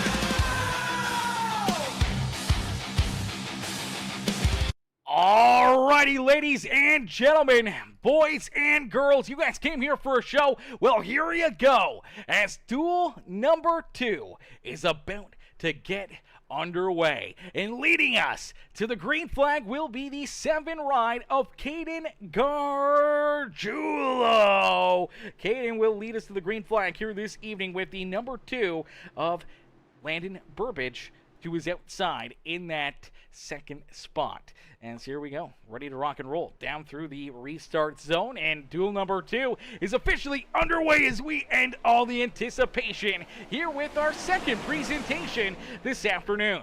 Burbage with a great start here, rolling to the outside, looking to try to stay door to door as these drivers start to build up that speed, that momentum. As you take a look back there, the 6th rider Joe David starting in 3rd, Willie Smith in position number 4, Colby Wells out there in the 45 ride with Jess Hamby our top 6, Nick Jensen and Mark Winton Brewer in row number 4. Then we do see Michael Durham Jr. and Trent Johns rounding out the top 10. Skylar Harrod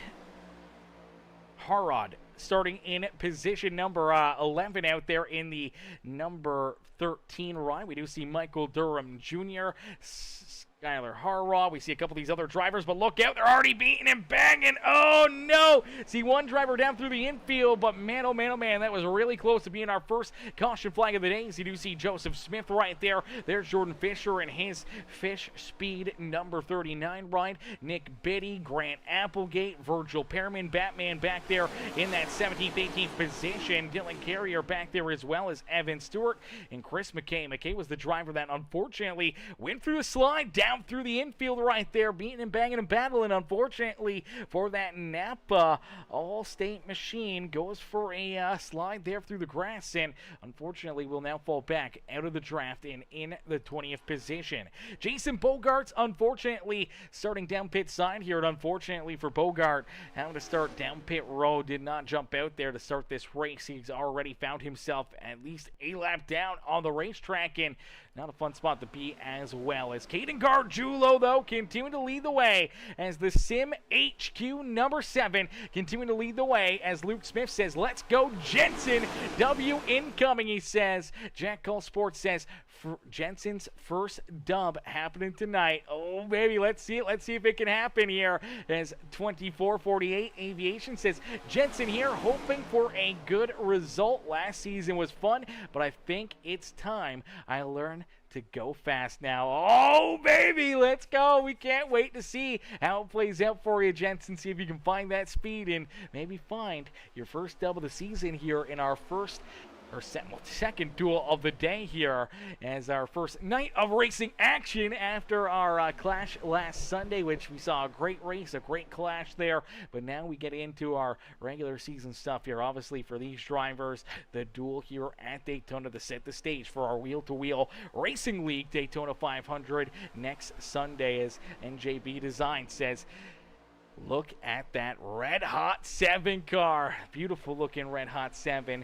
Sim HQ machine out there on the speedways. Caden Gargiulo, he's already locked in. He will start to the outside of the front row for our Daytona 500 next Sunday afternoon. He timed in. That's what gave him the pole position here in this dual race. But just like we saw the 23 ride in the last race, already locked in to the front row. The 23 will start in that pole position, but still want to race, still want to battle, looking for potentially the dual win as well here this afternoon, and just looking to get some learning experience, trying to figure out these drivers around them and see kind of how this 60-lap run will play out for that 7 ride to try to set the stage for our 500-mile long race next Sunday night. But for Caden Gargiulo, he continues to lead the way. He's got Joe David right there with him. The Prince is towing number 2, Landon Burbage, trying to work his way back up into second as he'll jump to the outside lane, hoping for a good shove here from Trent Johns. Johns has moved forward here quite a bit, and so hasn't Jordan Fisher, who's 3rd car in line in the actually, no, he's been the 5th car in line on the inside lane. He's just stayed true to that inside groove. And for Jordan Fisher, up inside our top 10 right now, he is the hard charger up 12 positions, sitting in 7th. And as the outside lane kind of falls back, he continues to kind of move a little bit farther forward here on the speedway, as he will make some moves, and now he's going to jump to the outside. He says, I don't want to hold out. I don't want to sit back here any longer, and he's going to jump to the outside groove as well, as we do see Willie Smith. Willie Smith, no numbers or anything on that paint scheme car, so we'll have to wait and see if maybe he's got a paint scheme in the works to try to get something figured out and get that car looking pretty again for next Sunday night. But for right now, he's just kind of got that plain Jane black and blue number 75 out there, as I don't know if there's a number on the top of it, if there's one on the roof or not. Doesn't look like it. So that will have to just be in the back for memory book. There's no number on the 75 of Willie Smith's machine, but he rolls there in 4th. Marquin Brewer right there behind him. That Bang Energy number 14 ride now joins our top 5 as the outside lane continues to lose pace here. Unfortunately, just not a lot of cars here pushing hard in that outside groove. They continue to fall farther and farther back. You see Landon Burbage there with them. You see that 45 ride as well of Colby Wells. Unfortunately, they're just kind of on the backslide out there on the speedways, down at core number 4, back down through the tri-oval, and they will click off lap number 7. So far, 7 laps in, still caution-free out there on the speedways. Logan Perriman says 0, 0, 8, and 18 are teammates. Hopefully, they can finish our 1st, 2nd, and 3rd. They're my teammates. Come on, boys. Come on, boys, he says. Wow, for Logan Perriman, we didn't know that. So for Perriman, I wonder how many other drivers were in that same situation that Logan was in, in duel number 1 or even here in duel number 2, kind of split up and away from your teammates. Make things that much tougher out there on the speedway for you, because if you don't have a whole lot of teammates out there, it may not be a big helping hand to your back bumper to help try and push you potentially here in these duels, and he could get left hung in, out to dry out there on the racetrack. And for Landon Burbage, he's got to be feeling that right here. Kind of in between a few of these teammates in the fish speed rides. They may leave him high and dry. And for the two machine, the Landon Burbage maybe kind of just sitting nowhere to go out there on the racetrack. Have to find some people to work with, some drivers that may help him out and may help push him here to either a solid finish or maybe even a dual win here in duel number 2. Willie Smith down low in that 7th place in the 75 ride. We do see the 0-3 machine trying to work his way up here. That is the Gab Sky 0-3 machine. A Skylar Herod out there. Herod. I don't know how you want to say his last name. That one's going to mess with me here. Harrod. There in that 0-3 machine. As the outside lane starts to find that extra little bit of momentum, that extra little bit of speed. They're starting to draw a little closer to the front of the pack here. And Jordan Fisher able to jump down low. So doesn't the duo Landon Burbage. So as the outside lane starts to build that speed, that groove, all of a sudden they kind of dip down low and jump outside of it. That's going to hurt the outside lane again here as they just kind of built up that speed momentum. But now we do see Jordan Fisher. He's going to jump up and rejoin him as he sees his fish speed teammate getting a big run, big drive, and he now has Kobe Wells to his back bumper, and that's the name of the game here, especially throughout this 60-lap run without caution flags so far or anything else. You just want to kind of find your teammates, find them out there on the racetrack, get working together, get lined up together, and see if you can use it to your advantage to try and put yourself into a winning situation here late in this race. And now for Jordan Fisher, he's going to feel A-okay from the back of the pack to the front of the field here. Started back in 19th, now has the race lead here in this one. As Logan Pearman says, I had Ponder Jr. as a teammate too. Okay, so you did have Ponder Jr. in there, but I mean, still, you want to have, 3 or 4 of your teammates out there, maybe even all of them out there. Obviously, these duels, that's what they kind of produce. You have to try to find different people to work with and kind of jump around and just hope that you can kind of get a little bit lucky having more of your teammates in Duel 1 or Duel 2 with you out there on the racetrack. And for some drivers, a little bit more lucky in Duel 2 than Duel 1 or vice versa. So we'll have to wait and see, because so far, clean and green, man. We did 60 laps nonstop green flag racing in duel number 1. So far, 11 laps down. For duel number 2, it's been clean and green as well. Now, we have seen some issues, and obviously we saw Chris McKee kind of get kicked out of that group and down through the infield. So unfortunately for Mackey, he's just kind of rolling back here, and obviously he's picked up Jason Bogarts, but the 2-car pack is still going to be off pace, off speed here. Now they may pick up this 37 ride as Evan Stewart falls back here to them. So for Evan Stewart, as he continues to fall farther and farther back, his fish speed ride, obviously these two are going to want to pick him up. They're going to want to join him, try to make a 3-car pack at least. Hope to try to stay on the lead lap and not fall a lap down out there on the racetrack for as long as they can. And now for Jason Bogart, luckily enough, he didn't roll for a couple of those pace laps, so iRacing has fixed his timing. He is still on the lead lap here. Unfortunately, he's just back without the draft here, and obviously our lead pack is catching up to them in a quick hurry as they are closing up on them and potentially about to put our first 3 drivers a lap down sooner than they wanted to here this evening. As they do catch up, they will join up here with that 37 Evan Stewart. Now they want to make sure that they can get lined up here as quickly as possible. You don't want to be side by side. You don't want to be rolling out there. You want to make sure that you are quickly lined together, and you want to make sure you pick that 37 right up, because you're less than half a lap away from potentially going a lap down out there on the racetrack and having to duke it out between each other for that lucky dog position. As we do see the 2 ride, Landon Burbage out in front. Unfortunately for the fish speed rides, they kind of got shuffled back a little bit there. They now slide back into about that 4th, 5th position here in behind Caden Gargiulo and Landon Burbage. As Burbage out in front, that 0-3. Skylar now jumps up and into a battle for the race lead with the 0-5 ride. Who is that 0-5 machine? I believe that is Aiden Lucas, who's piloting the 0-5 ride. So Aiden Lucas qualified in our first duel of the day in his 34 machine. Now, he is in this number 05 machine. He is virtually qualifying and racing the way in here for another driver. So this is going to be fun for the 05 machine, as now he's already locked in himself into, obviously, our Daytona 500, but now he's trying to race in for Michael Boyle. So we thought he was racing for Michael Boyles there in duel number 1, but it looks like he just ran that one for fun, and it looks like he'll be racing for Michael Boyles here in duel number 2 in the 05 ride. So we're trying to keep up the date with the drivers that are racing for others and everything else. We saw Evan Stewart in that red 71. He was qualifying for Brian Matthews. Brian Matthews is locked in to our duel, and I do believe everyone will be locked into our Daytona 500 here next Sunday night. I don't think they're going to send anybody home. Looked like we had 42 drivers ready to rock and roll, ready to duke it out here for these duels. All 42 drivers will lock their way into the Daytona 500. Any of the drivers that did not make it here to the duels, unfortunately, will either miss out on the Daytona 500 or they will have to start at the back of the pack of the Daytona 500 nonetheless. But all 42 drivers that showed up here this evening, that made an effort, that showed up and battled and raced here in our duels, they will all get a chance to run in that 500-mile feature event next Sunday night. But for Skylar Harrod out in front here. He's got the top spot. He's out in front leading the way in that beautiful 03 machine. Now they are reeling into that other group as well. Now they're just trying to hope that they get a caution flag here.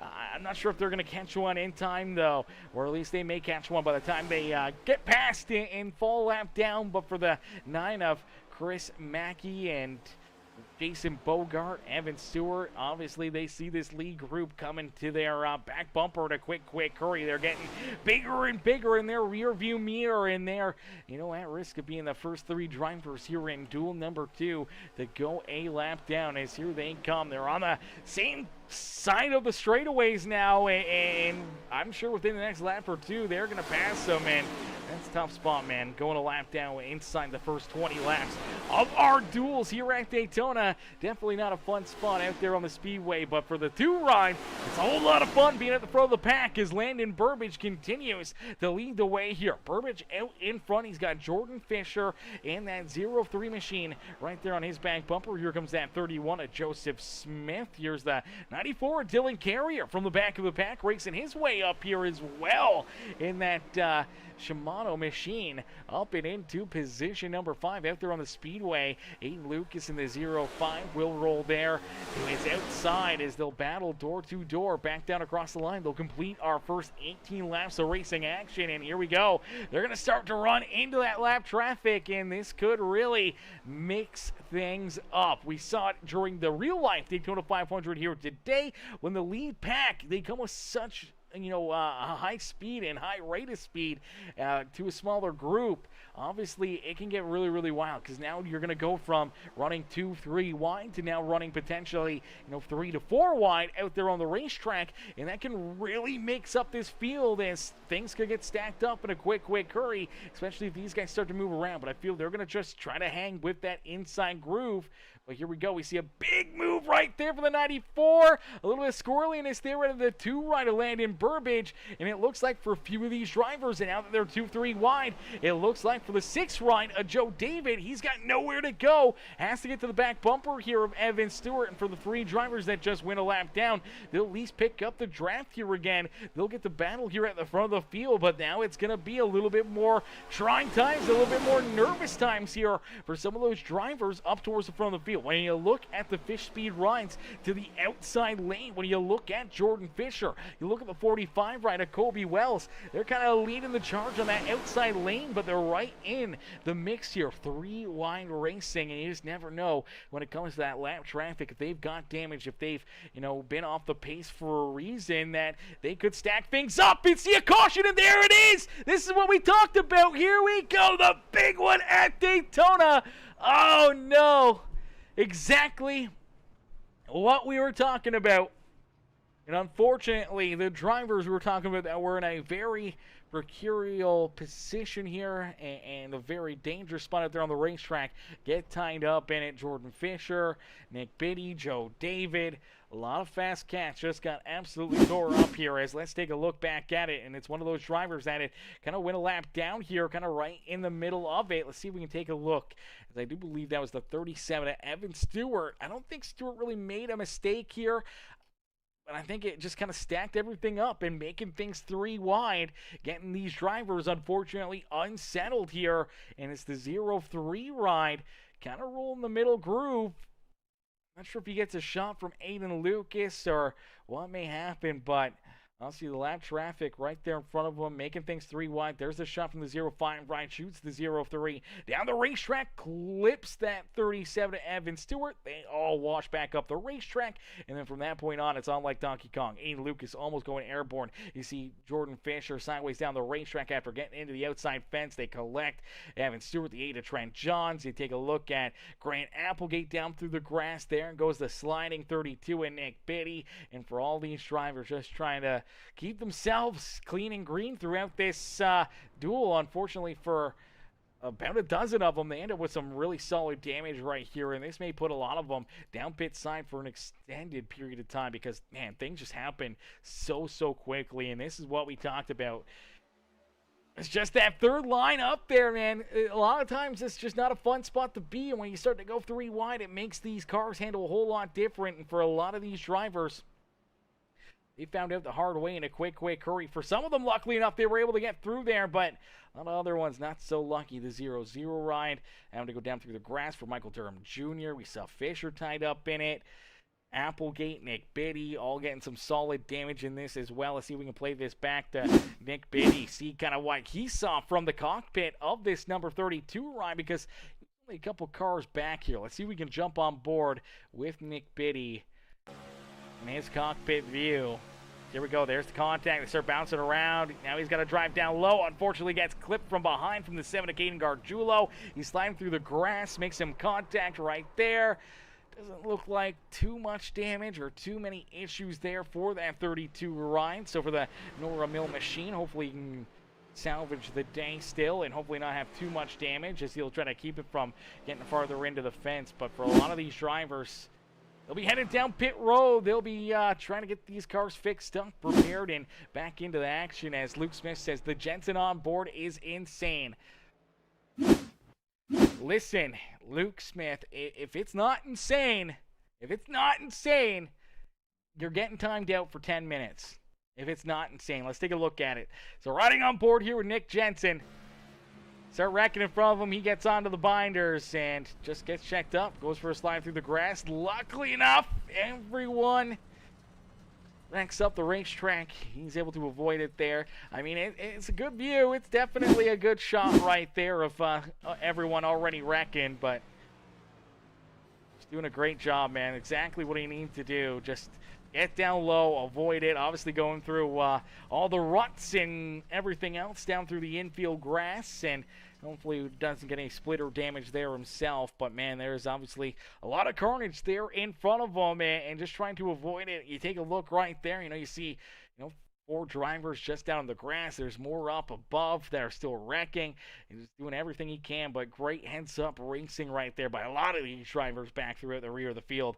Just kind of, getting either the spotter knowledge or something to give them a heads-up. Obviously, being able to check up and avoid it. You see the 0-0 Durham Jr. He's down there. He's trying to get through it. A lot of these drivers able to escape, obviously, heavy damage. And luckily enough, able to keep themselves out of, getting too tore up out there on the speedway.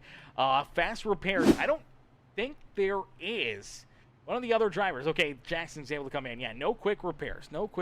So you get tied up in it. You get tore up in it. Unfortunately, your night can be done in a quick hurry out there on the speedway as Joseph Smith will consume the race lead here with Landon Burbage. We saw everyone come down pit road because came down pit side on lap 21. That should put them into their fuel window. As long as we don't go to NASCAR overtime, everyone should be able to make it here on fuel. We shouldn't have to see any green flag pit stops now with that caution flag. As Jackson says, let's go VP. Cheering on VP here this evening. Logan says, Batman got them ninja reflexes. Whoo, baby. Oh, man, you got to have them ninja reflexes for certain. As Jaden says, so I did turn cautions on. Good. I got worried we were running too good so far. Yeah, thank God. Thank God for that one, Jaden. No, that's good, man. We would have hated not to see the cautions turned on right there, and having those drivers, unfortunately, have an issue like that, as Jackson says, in the big rack. The big rack. As everyone's dead, so Holler says, Wyatt and I are watching this carnage. Laugh out loud. Yeah, obviously, now it's a whole different story, and for the drivers that were in Duel 1, you got blessed with having a caution-free race. If your drivers here in Duel number 2, now you kind of got to deal with it. You got to try to figure out, how this is going to change the landscape of this entire duel race. Is the 31 of Joseph Smith out in front. It's a great launch, great start. He'll jump up in front of the duel, Landon Burbage. Caden Gargiulo right there with them as they'll slide down the racetrack in front of Dylan Carrier. Trent Johns there in position number 5 with Chess Hamby in that 6th position. The 0-0 Michael Durham Jr. in position number 7. Nick Jensen up into 8th now with Batman Virgil Perriman in position number 8, but we already see some more shoving here, and it looks like the 32 of Nick Biddy is going to jump down to the inside and kind of fall out of that one, making sure that he's not going to get tied up in any more of these big wrecks or caution flags here, as he doesn't want to get any more damage or tore up here in this duel. And man, it's probably not a bad idea. They're definitely picking up the pace here, and it seems like the pushing and the shoving and these big runs are coming a little bit more frequent for a lot of these drivers. You don't want to be in the middle of it and be put into a bad spot out there on the speedways. We do see obviously the outside lane starting to build up that momentum again. Marquin Brewer right there. We do see Burbage and Gargiulo jump up to the outside lane as they picked up that 14 ride of Marquin Brewer. The 75 of Willie Smith, Colby Wells, Nick Jensen still rolling out there as Jordan Fisher rolls about that 12th position. You do see Virgil Perriman, Chris Mackey in the 9 ride back, on the lead lap here for Mackey. So great spot for him. Aiden Lucas there in 15th with Nick Biddy, Joe David, Jason Bogart back on the lead lap, rolls in 18th. Skyler, unfortunately, in that 0-3 ride, has lost a lap. And I believe for Grant Applegate, unfortunately here for Applegate in the Fish Speed ride, he's down pit side for an extended period of time, and same as Evan Stewart. Looks like Evan Stewart down and out of this one as well. So for Applegate and Stewart, looks like they're the 2 drivers that ended up with a little too much damage there for our first caution flag of the day. No quick repairs. They may be down there for the rest of this one, unfortunately, in a very, very tough spot here this evening, and it may end their run here in duel number 2. So we start with 21. We're down to 19 still rolling. Skyler Harrod is our 19th place driver. He is now currently the first and only driver 1 lap down out there on the speedway. So a tough break there for the 0-3. He'll have to hope for another caution flag to get back into the action here in this one, as Logan says, just an FYI, Virgil might be the only driver that is using VR while racing. That's interesting. We'll have to wait and see. Well, maybe we'll have to put a poll up and see if more of these drivers are potentially running the VR. Whether it was in Duel 1 or Duel 2, how many of these drivers, what kind of systems they're running. If they're running, triples, or if they're running a singular monitor, or if they are on that VR as well, like Virgil Perriman. As Jace Lafort in the chat says, what a broadcast. Just rewatched Duel 1 and want to thank you, Aaron, for bringing the awesome energy in the booth. Let's see how these TI Racing guys do here in duel number 2. Yeah, in duel number 2, man, it's been exciting. It's been some great racing. We saw the same action, throughout the start of duel number 1, where we saw a lot of door-to-door, 2 wide battling out there, a few drivers losing the draft, going a lap down early on in the race.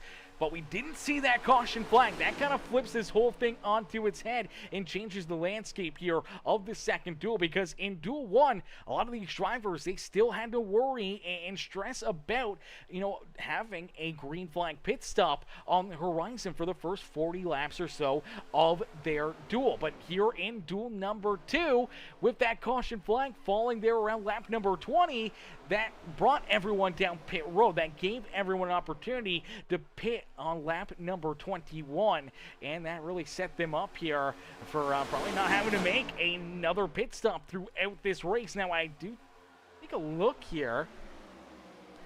Jason Bogart. So we did see Chris Mackey get the lucky dog, the wave around, back on the lead lap. Jason Bogart also got back onto the lead lap, but for Bogart, the reason why he got back on the lead lap is he took the wave around here, did not come down pit road. So out of all the drivers left out there on the racetrack, this 17 machine, the Flex Seal Ride at Jason Bogart, is the only one that still has to make a pit stop here at some point in time throughout this feature event. He still has to come down pit road, potentially for a green flag pit stop. If this thing stays clean and green to the end of this race, you'll have to make that pit stop around lap number 40 to 45. Look out, Michael Durham Jr. Hard contact up into the outside fence. Heavy right front damage here. Let's take a look at it. He's getting a big shove from that Fish Speed 45 ride of Colby Wells. And it looks like the 0-0 kind of moves up a little bit now to core number 2. Just loses kind of the rear end, and unfortunately with the 45 still pushing him, ends up getting him a little bit more squirrely, push up into the outside fence. Man, what a hit right there for that 0-0 machine. And for Michael Durham Jr., no caution flag. We keep it clean and green as the SIDS machine losing fenders, losing body panels, and obviously a lot of time out there on the racetrack. And now with that heavy right front damage, I believe that's going to take him down pit side and potentially, take him out of contention here this evening. As we take a look at him now down pit side and rolling down pit road, you see that right front, the whole fender's gone. That right front not even turning, luckily enough, just starts to turn. He's going to pull it down into his pit stall, has to throw it into reverse. The crew is going to go to work. Unfortunately, they're probably going to have to do a lot of work here, and he can't even get it turned properly into pit lane for them to go to work here. He's got to give them enough room. Luckily enough, finally able to get it into his pit stall. I have a sneaky suspicion he'll be down there for probably the rest of this duel, as we're just over halfway through here in duel number 2. 31 laps completed, 29 laps left to go here in duel 2 here at Daytona for the Wheel-to-Wheel Racing League. As for each and every one of these drivers, our second duel of the day has been completed, or is about to be completed. And man, it's still a lot of great racing. These guys are not going to back down. They know there's no points on the line here. They know that all that's up for grabs is starting positions in our Daytona 500. Now, starting spot is not necessarily something that's massive here at Daytona with any of these plate races. Obviously, starting towards the front is always fun. It's always good to have your car there towards the front of the field at the drop of the green flag, but it's not necessarily a good thing. Sometimes being a little farther back may be better for you, and for some of these other drivers, maybe just, works better for your strategy to maybe start more towards the rear of the field. But here we go, big move. Caden Gargiulo jumps to the outside of Landon Burbage. See if that 0-3 ride picks him up. Now for the 0-3 machine of Skylar Harrod here. Harrod, unfortunately, is the first and only driver right now, one lap down in the speedway. So he's looking to, if he races his way out in front, won't be for the race lead, but it will be to put himself back on the lead lap here this evening. He does sit in that free pass position, the lucky dog spot out there on the racetrack, but showing that he's got some good speed. Unfortunately, he was the driver that kind of got squirrely down and out of core number 4. That brought out that first caution flag of the day that got the party started here on lap number 20. So for the 0-3, he's got some speed, but that thing might be a little bit light on his feet, and he may still have some damage here. You take a look at that right front, still some pretty solid contact there to it. We'll have to see if that affects the car later on in this duel, but for right now, he does jump to the front of the field. He won't be the race leader, but he will race his way back on the lead lap, which puts him into a good spot if a caution flag was to fly. But right now, everyone just kind of stacked up together. They know they still got a lot of laps left to go. It's down across the line. They complete lap 34. So 26 laps left to go here in this duel. Still a lot of time to move forward, to fall backwards. So a lot of these drivers, it may just be trying to hang on, wait for your chance, and hopefully be there at the end to try to give yourself an opportunity at winning this duel here this evening at Daytona. As we're going to quickly jump into a Peacemaker Gaming Crank It Up. Ladies and gentlemen, boys and girls, what we want you to do right now is hit the like button on the broadcast for us. Hit the thumbs up button on the stream. Jump into the comment section. Let us know who you're cheering for, who you want to see pick up duel win number 2 on the evening. And make sure you hit that subscribe button as we crank it up here on Peacemaker Gaming. Crank up that volume and cheer on your favorite drivers here this evening.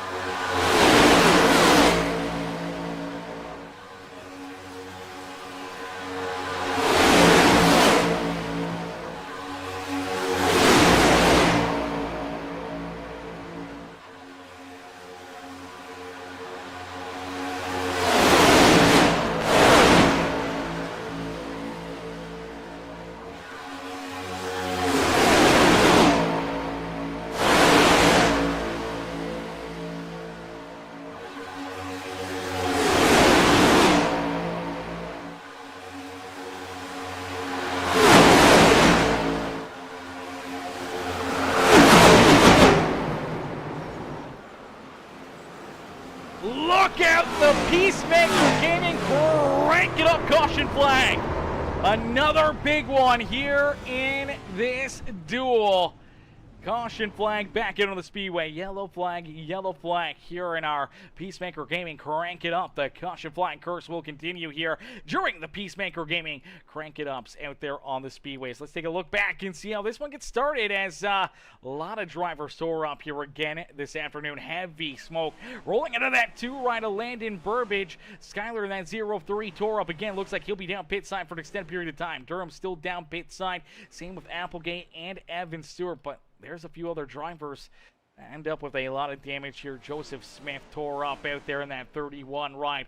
Let's see if your favorite drivers were collected here in this one, because there was a lot of cats that all of a sudden had nowhere to go, and I feel like it may start with Skyler here again. The 0-3 machine's been kind of right around both of these cautions. 45 of Will gets up there. Wells jumps up to the outside.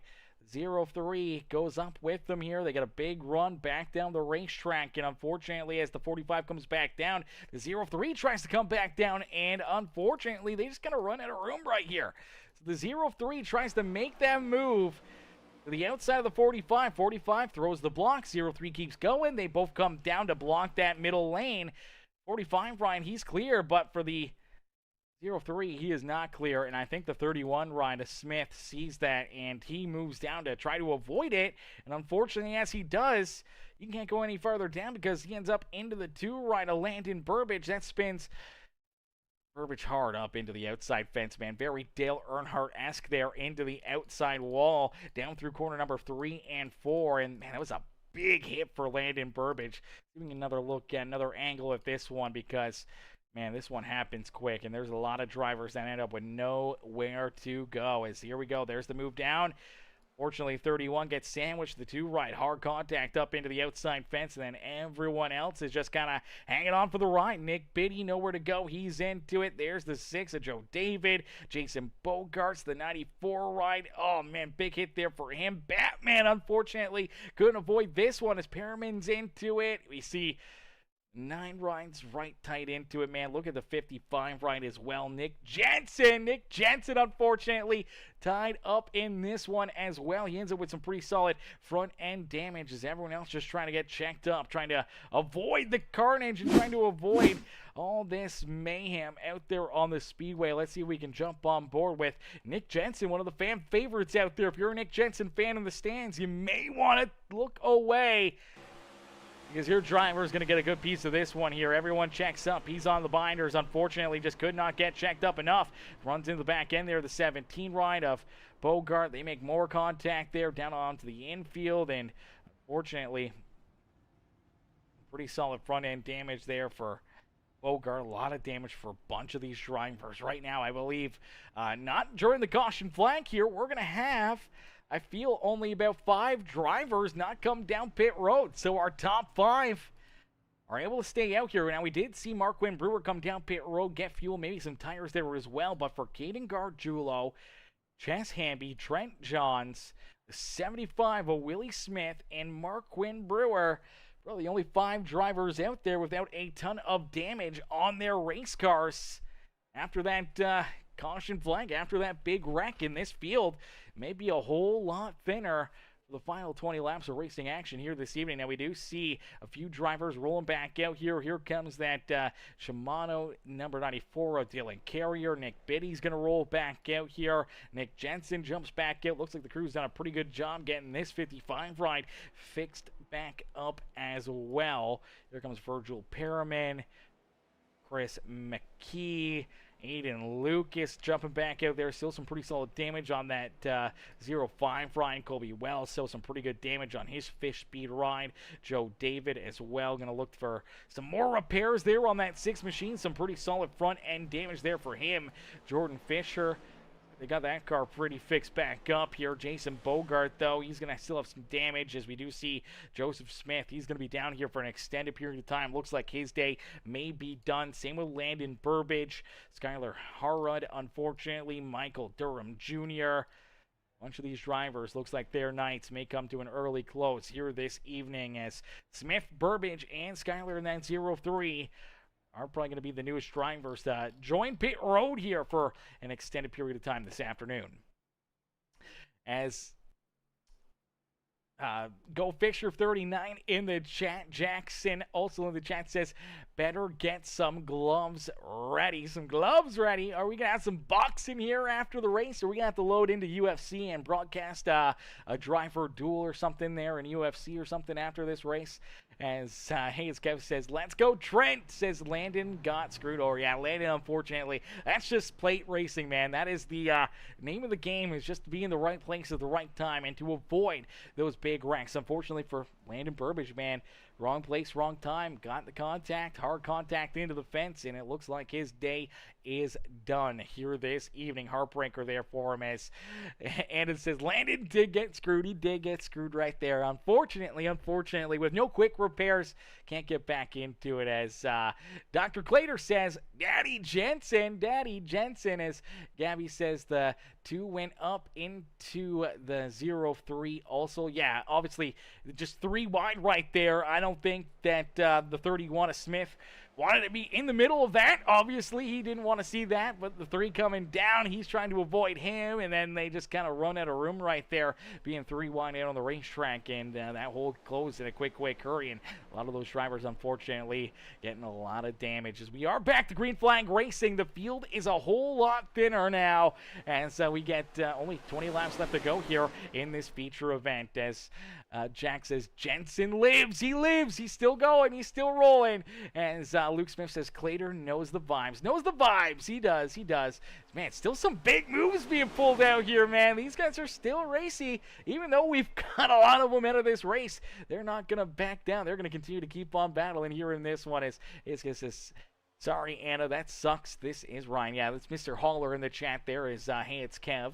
And Anna says, this sucks. This does suck. But, hey, we will still see Landon in our wheel-to-wheel 500 next Sunday night. So you'll still have an opportunity. He'll just start a little deeper in the pack. No points lost. No big hits here except for just starting position for Landon Burbage.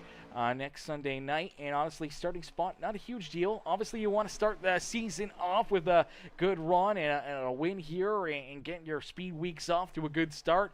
Obviously, not the way he wanted that one to go. But for the rest of these drivers, they are ready to go. They're ready to rumble here. We'll have to wait and see if that is going to be our second and last caution flag of this race, or if we may see 3 yellows, 4 yellows, who knows how many more yellows here in duel number 2 this afternoon. As Jack says, stop leaving Jensen.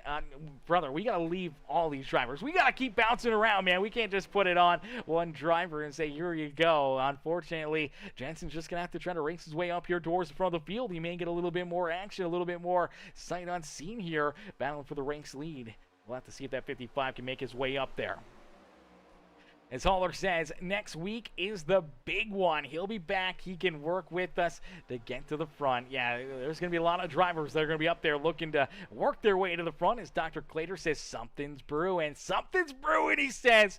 Fairbairn still cheering on. His old man is the Batman, still rolling out there. The 18 ride, trying to race his way up to the front here, trying to put himself into position as he rolls second in line in that outside groove. As he says, hit the high side and run like a scolded dog. Ooh, baby. Okay.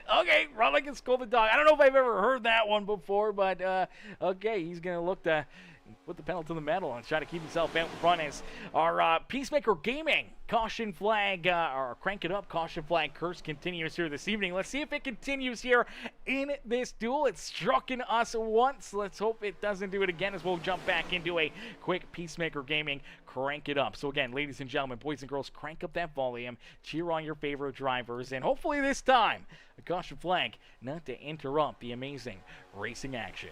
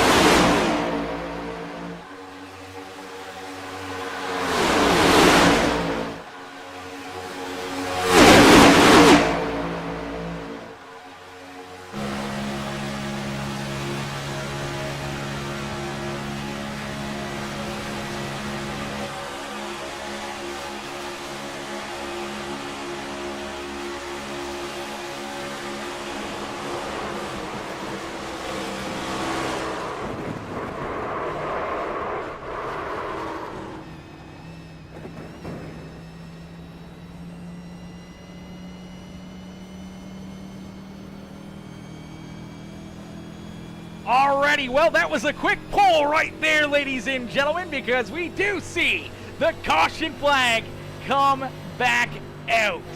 Riding on board there with Nick Jensen. Unfortunately, he's going to end up with some more damage to that 55 ride, as that's going to bring a close to our Peacemaker Gaming Crank It Up, as our Crank It Up caution flag curse continues here this evening. Hopefully it doesn't continue here this season, as Jaden says, that was a good poll. That was a good poll. And honestly, what's funny is I was typing that poll out prior to the last caution flag, during the last portion of our Crank It Up, and now obviously we have another caution flag during the Crank It Up. We'll take a look back and see kind of how that one plays out, how that one gets started, but we did see running on the nose of the 55 ride that it looked like the 75 Willie Smith ran into some issues and went around. So let's take a look here. see what happens. So Willie Smith, he is the black and let's take another look at it here. That is not a great look. Okay, so he's the black and blue Chevrolet here. So he's getting a good shove. Let's play back a little bit. He's getting a good shove here from the 0-5 ride. And right there, you see this push from the 0-5. He gets a shot from the 9 ride, but he's not squared to the back bumper of the 75, and as he's not square, it gets the 75 bent out of shape, comes back across the nose of the 0-5, and that virtually just hooks him back up the racetrack into the outside fence. That's where you see the 55 ride, nowhere to go. Trent John's in there, Batman's in there as well. Virgil Perriman ends up with some pretty solid damage. Aiden's around. You see, unfortunately for Virgil, hard contact up into the outside fence, and it does look like even more contact here for that 55 ride, because we're going to see Jason Bogarts ends up getting back into him here again as well. So there's the first big hit for the 55 ride. Then he's sideways. There's more contact between him and the 17 machine as well. So Bogart gets more damage. The 55 ride tore up right there. We saw Aiden Lucas with a lot of damage, and a lot of these drivers just nowhere to go, man. I think for a few of them will probably be the end of their day as well. That was a big hit for the 18 ride of Virgil Perriman. I believe this is probably going to end his night. Let's see if we can jump on board with this number 18 ride, see what he can see. He's a couple rows back here.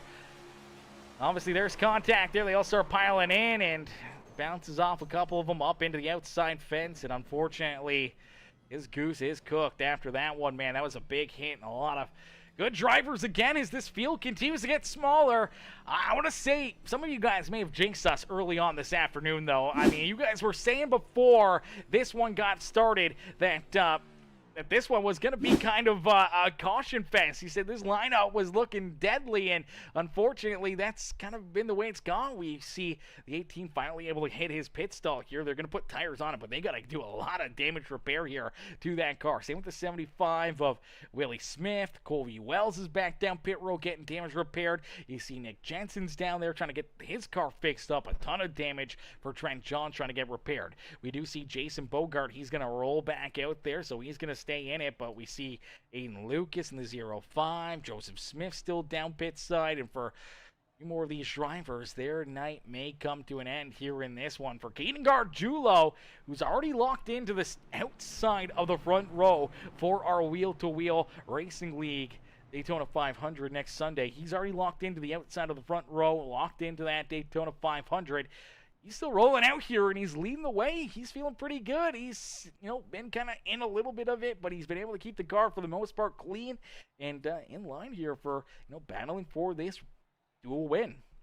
Chess Hamby in position number 2. Marquin Brewer now in 3rd. Nick Biddy able to avoid contact in that one. He rolls in that 4th position. For Joe David, you take a look at this 6 ride. Joe's got a ton of damage here on this 6 machine. This car is absolutely a little bit messed up out there. Same with the 9 ride of Mackey as well. Chris Mackey's got a lot of damage on the front end of that Napa machine as well. So we'll have to see how their cars are going to handle with that damage. For Jordan Fincher, looks like his car doesn't have too much damage left on it. Same with Dylan Carrier. So for the 39 and the 94, they'll look to join in on the fun again. Same with Jason Bogart. Looks like most of that damage has been repaired to his race car. Aiden Lucas doesn't look like a lot of damage here for the 0-5. So we still got a good couple handfuls of drivers without damage that are still going to look to keep on battling here this evening, and the crew's done a great job getting Trent Johns fixed back up. That car looking pretty nice. He's ready to rock and roll from 11th. Virgil Perriman, he's going to stay out there. I thought he was going to be down pit road for a long time. Looks like that right front is towed in a little bit. He's still got some pretty solid right front damage, but for the Folgers ride, he's going to try to get every spot he can, and he's going to stick with it here this evening. For Will Smith, he's back down pit road. We do see Colby Wells. He's rolling back out there in his Fish Speed number 45 ride. Same with that 55 of Nick Jensen. They're going to stay on the lead lap. They'll tang on to the tail end of the field. So looks like we're still going to probably have about 15 drivers rolling here when we go back to Green Flag Racing. A lot of them a lot worse off than others, so we'll see how this one will play out, because it's gonna get wild here in this one. As Anna says, since I pull for you 2 every week. Yeah, absolutely. Peacemaker's cranking it. Oh, no, I'm not cranking it, Clater. Come on now. Come on now. I would need a lot more time to crank it than that. That is for certain. We only crank it up here. We don't crank it, okay? We only crank it up, okay? As we'll get ready to set them back loose. We'll see if we get another caution flag. Now, the poll ended quickly here in this one. Obviously, we got 5 people all voted yes. 5 people did not see these guys making it to the checkered flag without another caution flag. So now the big question is will we see another caution flag? As Jensen says, better bring another poll. FL out. Oh, no. You guys want another one? You guys want another one? Let's see if we can get another poll up there. Will we see another caution flag? Let's get another one up there.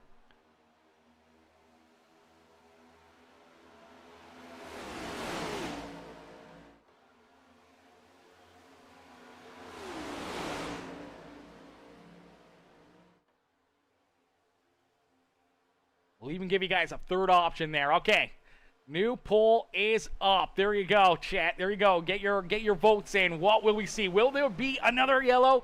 Will we see a couple yellows or no yellows here to finish off this feature event? As we are back to green flag racing, it was 10 laps left to go here as we got that green flag. But now down across the line here, we see some movement. A couple drivers bouncing around the 9 right. Unfortunately for Chris Mackey, is going to fall back to the rear of the field with the damage there done to the 9 right. And now we do see these drivers. Everyone's pushing, man. They're not backing down. They're not giving up. And there could still be quite a few yellow flags here late in this race. We'll see if it is going to get a little frisky, a little risky here as the intensity and all these drivers' patience continues to, kind of ramp up here late in this race. They're going to be running a little bit thinner on patience, and the intensity is going to be picking up here lap after lap after lap.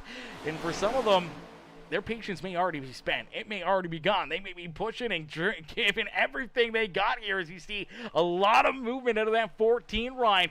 Marquin Brewer really been moving around here as he's been getting some big pushes from that 94 ride of Dylan Carrier. Carrier wants to get to the front of the field here. He wants to pick up dual win number 2 here this afternoon. And even with that little bit of damage that he got during those, those couple wrecks, he's still in it, and he's looking to the outside as he pushes Marquin Brewer to the race lead. Marquin jumps down to the inside in front of the 7 of Caden Gargiulo, but the outside lane still rolling smoothly. Aiden Lucas will push the 94 out in front. Here comes that 45 of Colby Wells. Gets a big run. Gets to the back end of that 94 ride as we do see the 75 still absolutely tore up down on the inside lane here for Willie Smith. Unfortunately, looks like he's going to take it back down pit side, and probably back in 15th will be where he finishes, unless we see a few more drivers exit this race with another caution flag. As now we're going to go 3 wide. Why not? Why not go 3 wide? Here we go.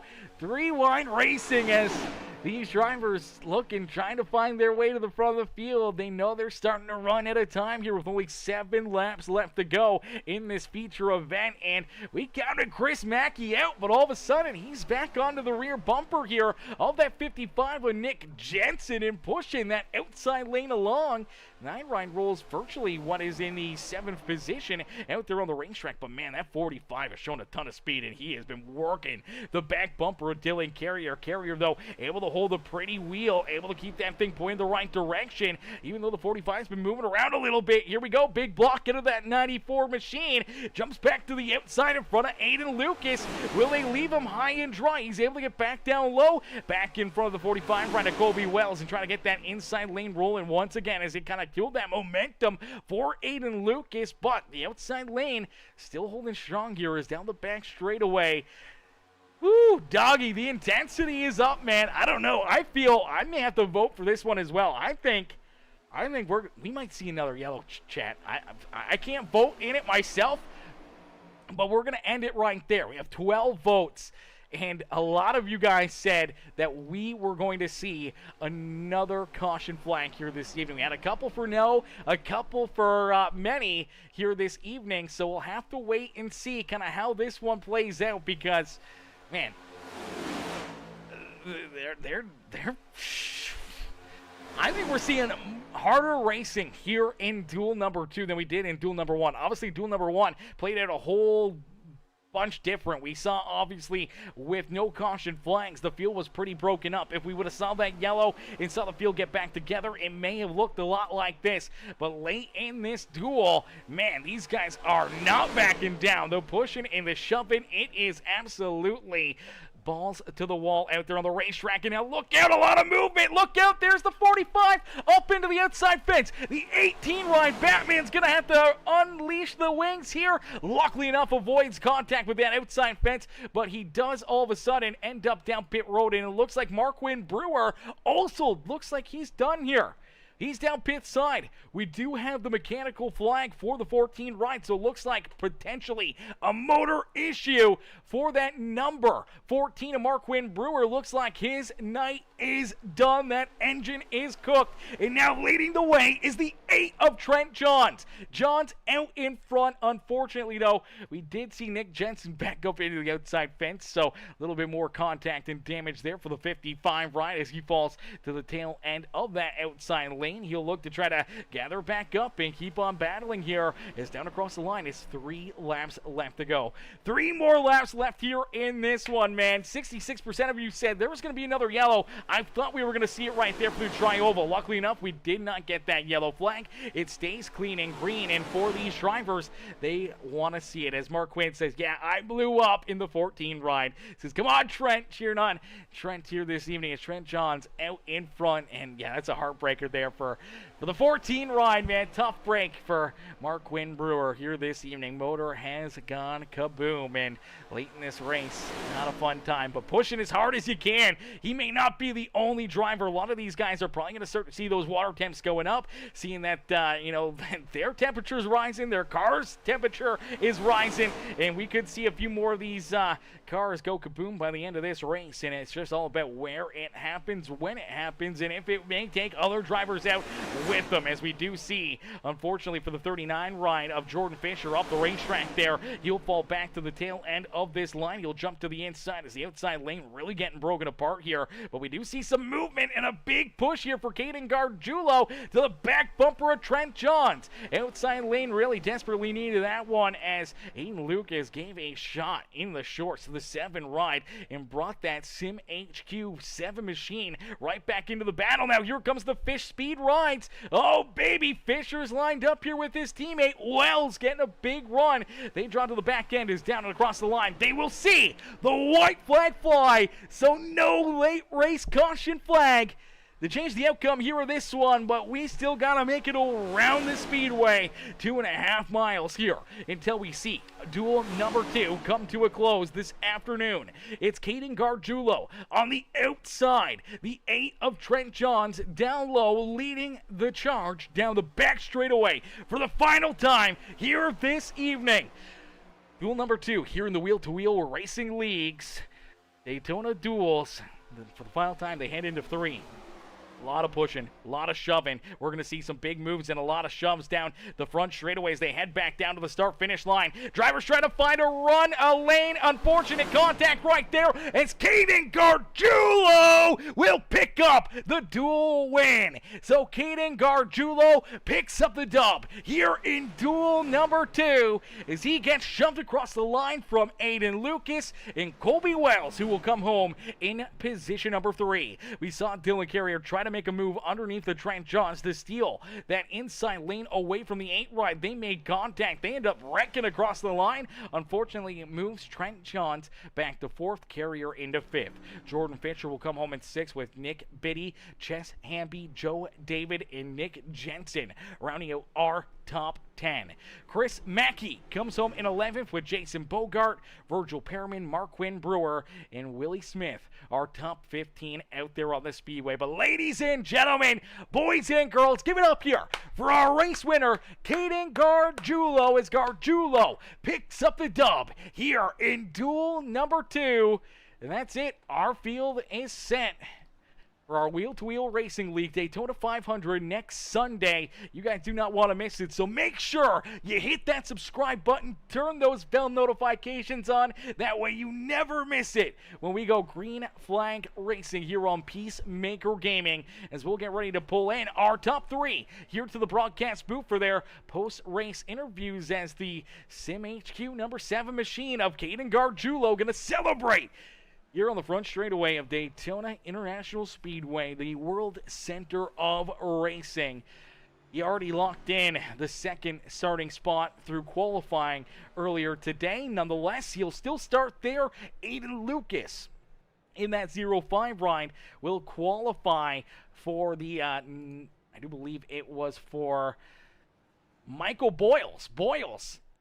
Luckily enough here, having Aiden Lucas as his substitute driver here in this duel, we'll get him the second spot here, but virtually coming home first and potentially the third starting spot or fourth starting spot in our Daytona 500 next week there for Michael Boyles. That could be a great break there for the 0-5 ride with Aiden helping him along the way. We'll have to wait and see how they score that one. Colby Wells, great run there at the end to come home in third, as we'll get ready to pull Caden and the rest of our top 3 up and into the Peacemaker Broadcasting booth here for their post-race interviews. Post-race interviews coming up right now. Hey, Caden, it's Aaron up here in the Peacemaker Broadcasting booth. To get a copy? Yes, sir. Caden, man, what a run, what a drive for you here in this one. Obviously, a few more caution flags than what we saw in duel number 1. There was a lot of beating and banging and battling here, a lot of tore-up race cars at the end, but nonetheless, you're able to somehow or another find your way out in front. You got a great shove and a helping hand from that 0-5 ride of Aiden Lucas to push yourself up here into duel win number 2 on the evening, man. Take us back through it and what's going through your mind. Yeah, man. Huge thanks to Aiden for that. Like, couldn't have done it without him. 10 laps to go, I was leading. I was saying, there's no way I'm winning this thing. You never win it from the lead. All that. I just kept the car clean the whole race. I had the one incident I got caught up in early on. I think it was the first caution. Ended up just going through the grass. Just a little bump on the front end. No damage. Kept it clean. Took right side tires there and just kind of held on. Yeah, absolutely. Stayed out of trouble. Absolutely. That's the name of the game right there. Just keeping yourself clean, keeping that car in one piece and being there at the end. And, you know, things can happen that work out into your favor. And here tonight, they worked out perfectly for you. For a driver that had already locked your way in to our Daytona 500 next Sunday, qualifying second here this afternoon, you get to start on the outside of the front row. No matter what, whether you won this duel or came dead last. So you're just out there obviously learning and getting some experience and kind of working with some of these other drivers. And, you know, what did you learn out there, and what does that kind of do for maybe some of your strategy late in the race when it comes to our 500-mile feature event next Sunday night? Yeah, I took a lot of notes of a lot of names. I did the same thing watching the first duel, just noting, like, you know, this person, when you bump them, they get a little squirrely, or this person's a little all over. Just, you know, getting my list of people I trust. And just kind of, you know, did what I could. I know that I can run Daytona fine. I know, like, my main concern is the people around me. So that was my main thing that I was focused on tonight. Absolutely, and that is going to be the name of the game next Sunday, is just kind of being around drivers that you trust, around drivers that you want to work with, and sometimes it's easier said than done to find those guys or to be around them, you know, throughout one of these plate races. But obviously now you kind of get some drivers that you may want to reach out to throughout this week. Say, hey, you know what, let's get the teams together, let's work together, let's try to get a little bit of a game plan and strategy, you know, for that feature event, especially if we see it go a little bit more green flag towards the end of it. You know, we get those late race caution flags, or we don't get those and we see green flag pit stops like what we saw in duel number 1. You may want to come down with a bigger group, a good amount of cars and guys that you want to work with that may be able to come down pit road without an issue, get off pit road without an issue, and give yourselves the advantage like we saw in that first duel of the evening.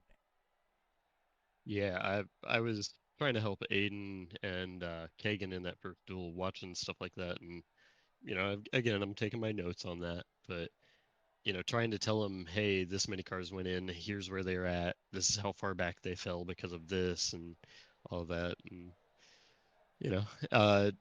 again, just taking notes and learning from it. It's something we didn't get in Duel 2, unfortunately. Like I guessed before the race, it was more cautions and didn't have any green flag stops, so it kept us from spreading out like that.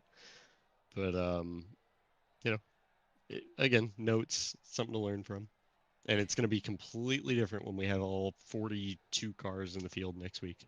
Yeah, absolutely. Going to completely, change that entire notebook up. It's going to make things that much more hectic and crazy out there, and it's going to be a lot of fun to see how it gets played out. But here in duel number 2 this afternoon, you get to celebrate here at the World Center of Racing, Daytona International Speedway. Caden, who would you like to thank for a big win here in our second duel of the day? All right. As always, I'm going to thank the guys over at Golden Guardian Autosport. My team, those guys help me out so much every week, learning the cars and all that.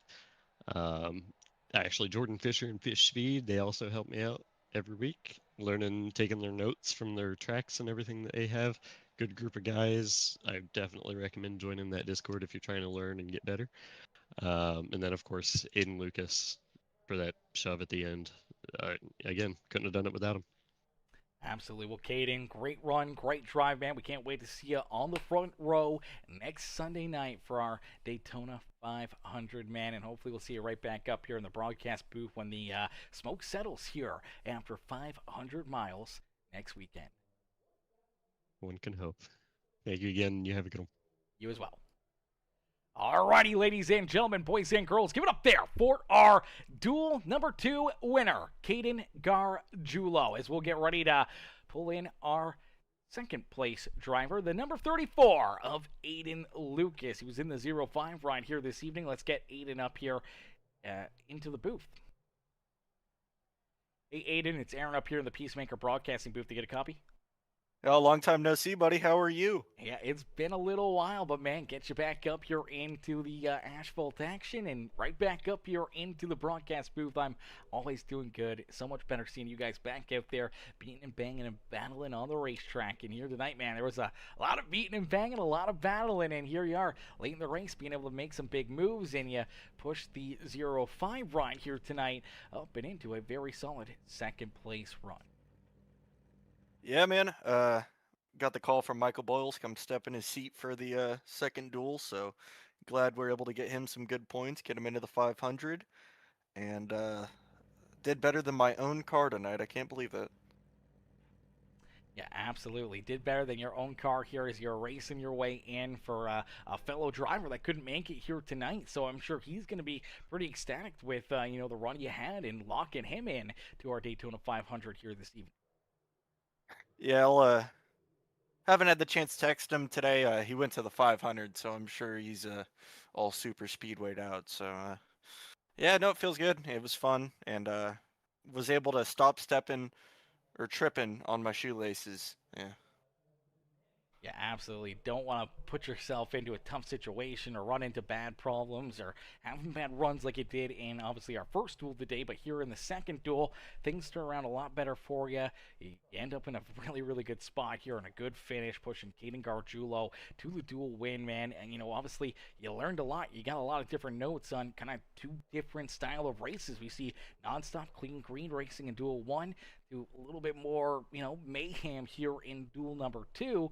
And you kind of get the best and the worst kind of deal of plate racing, here this afternoon to really kind of give yourself a good notebook on what you need to do or what you need to avoid, what you see, and can kind of back out of in time to avoid it potentially next Sunday.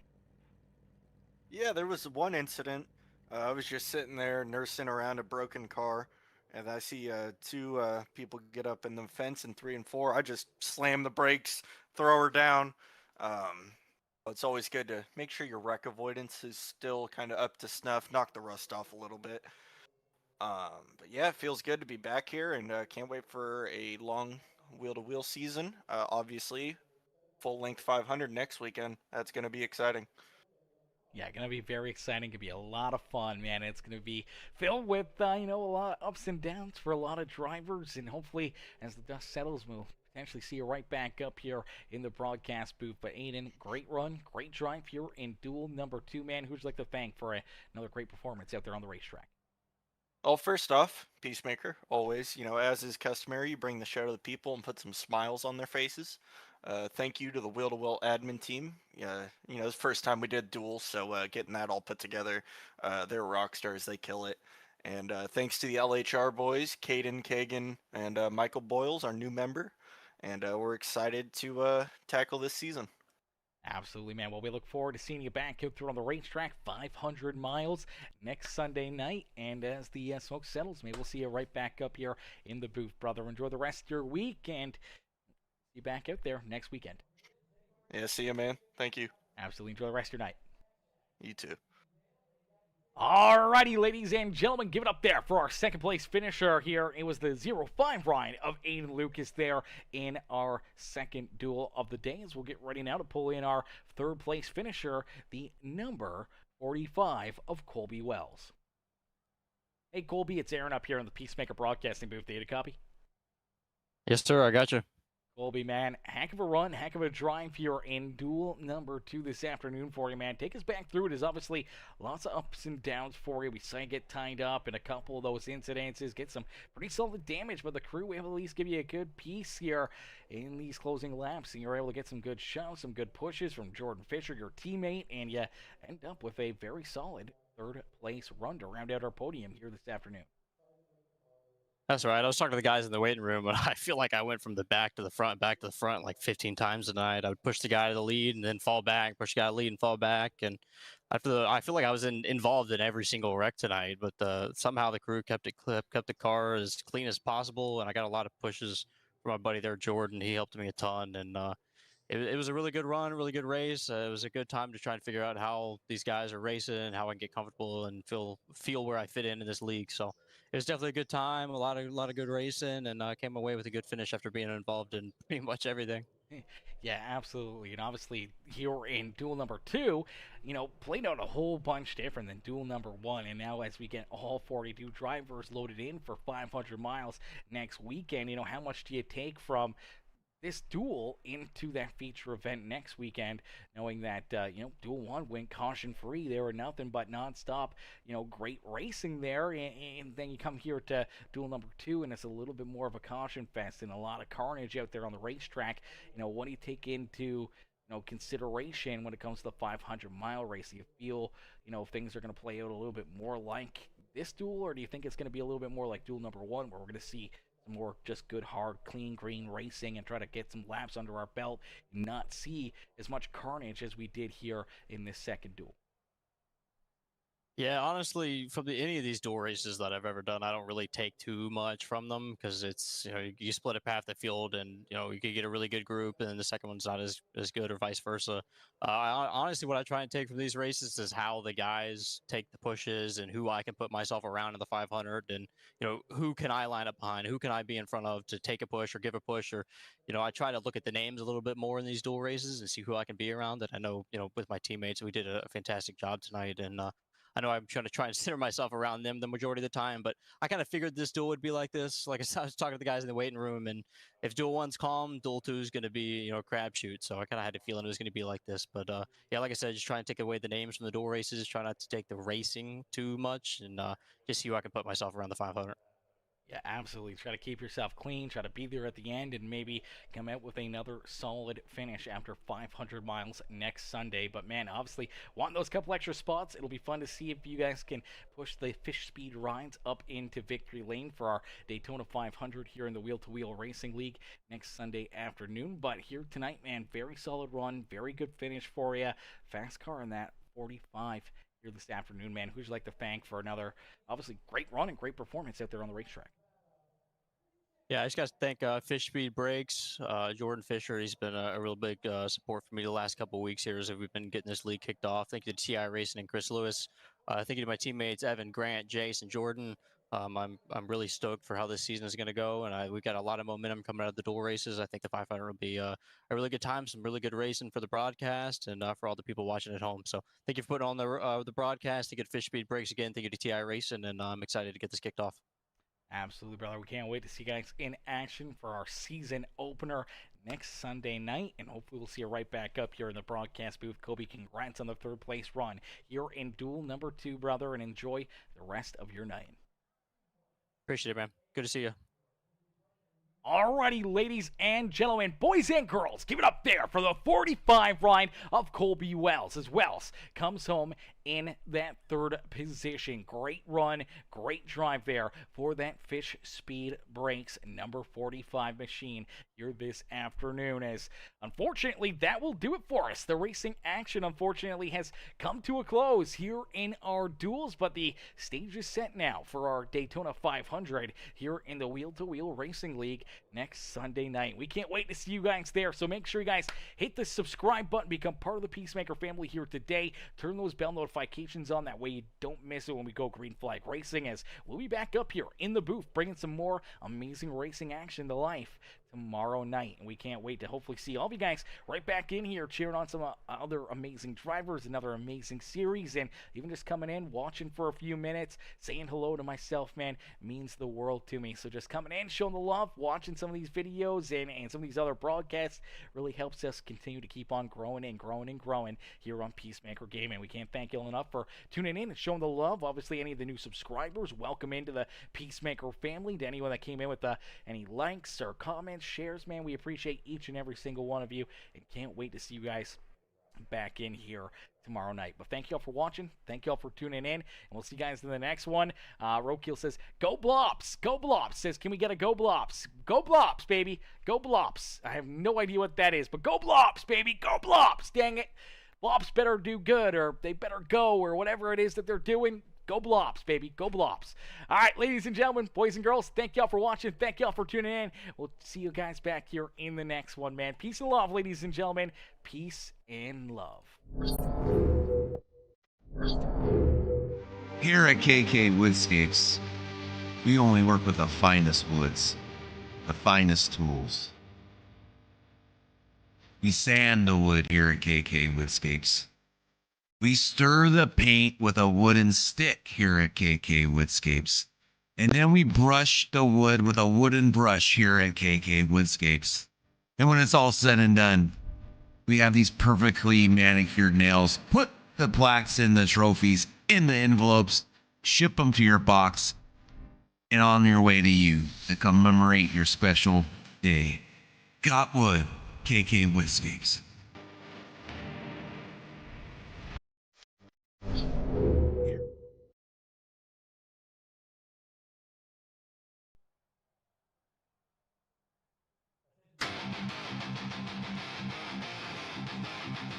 Kick the back toe.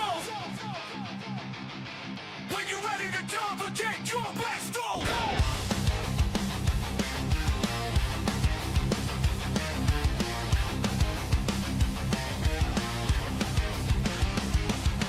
Engines roar, the dirt flies thick, steel beats rumble, tires grip slick, mud tattoos.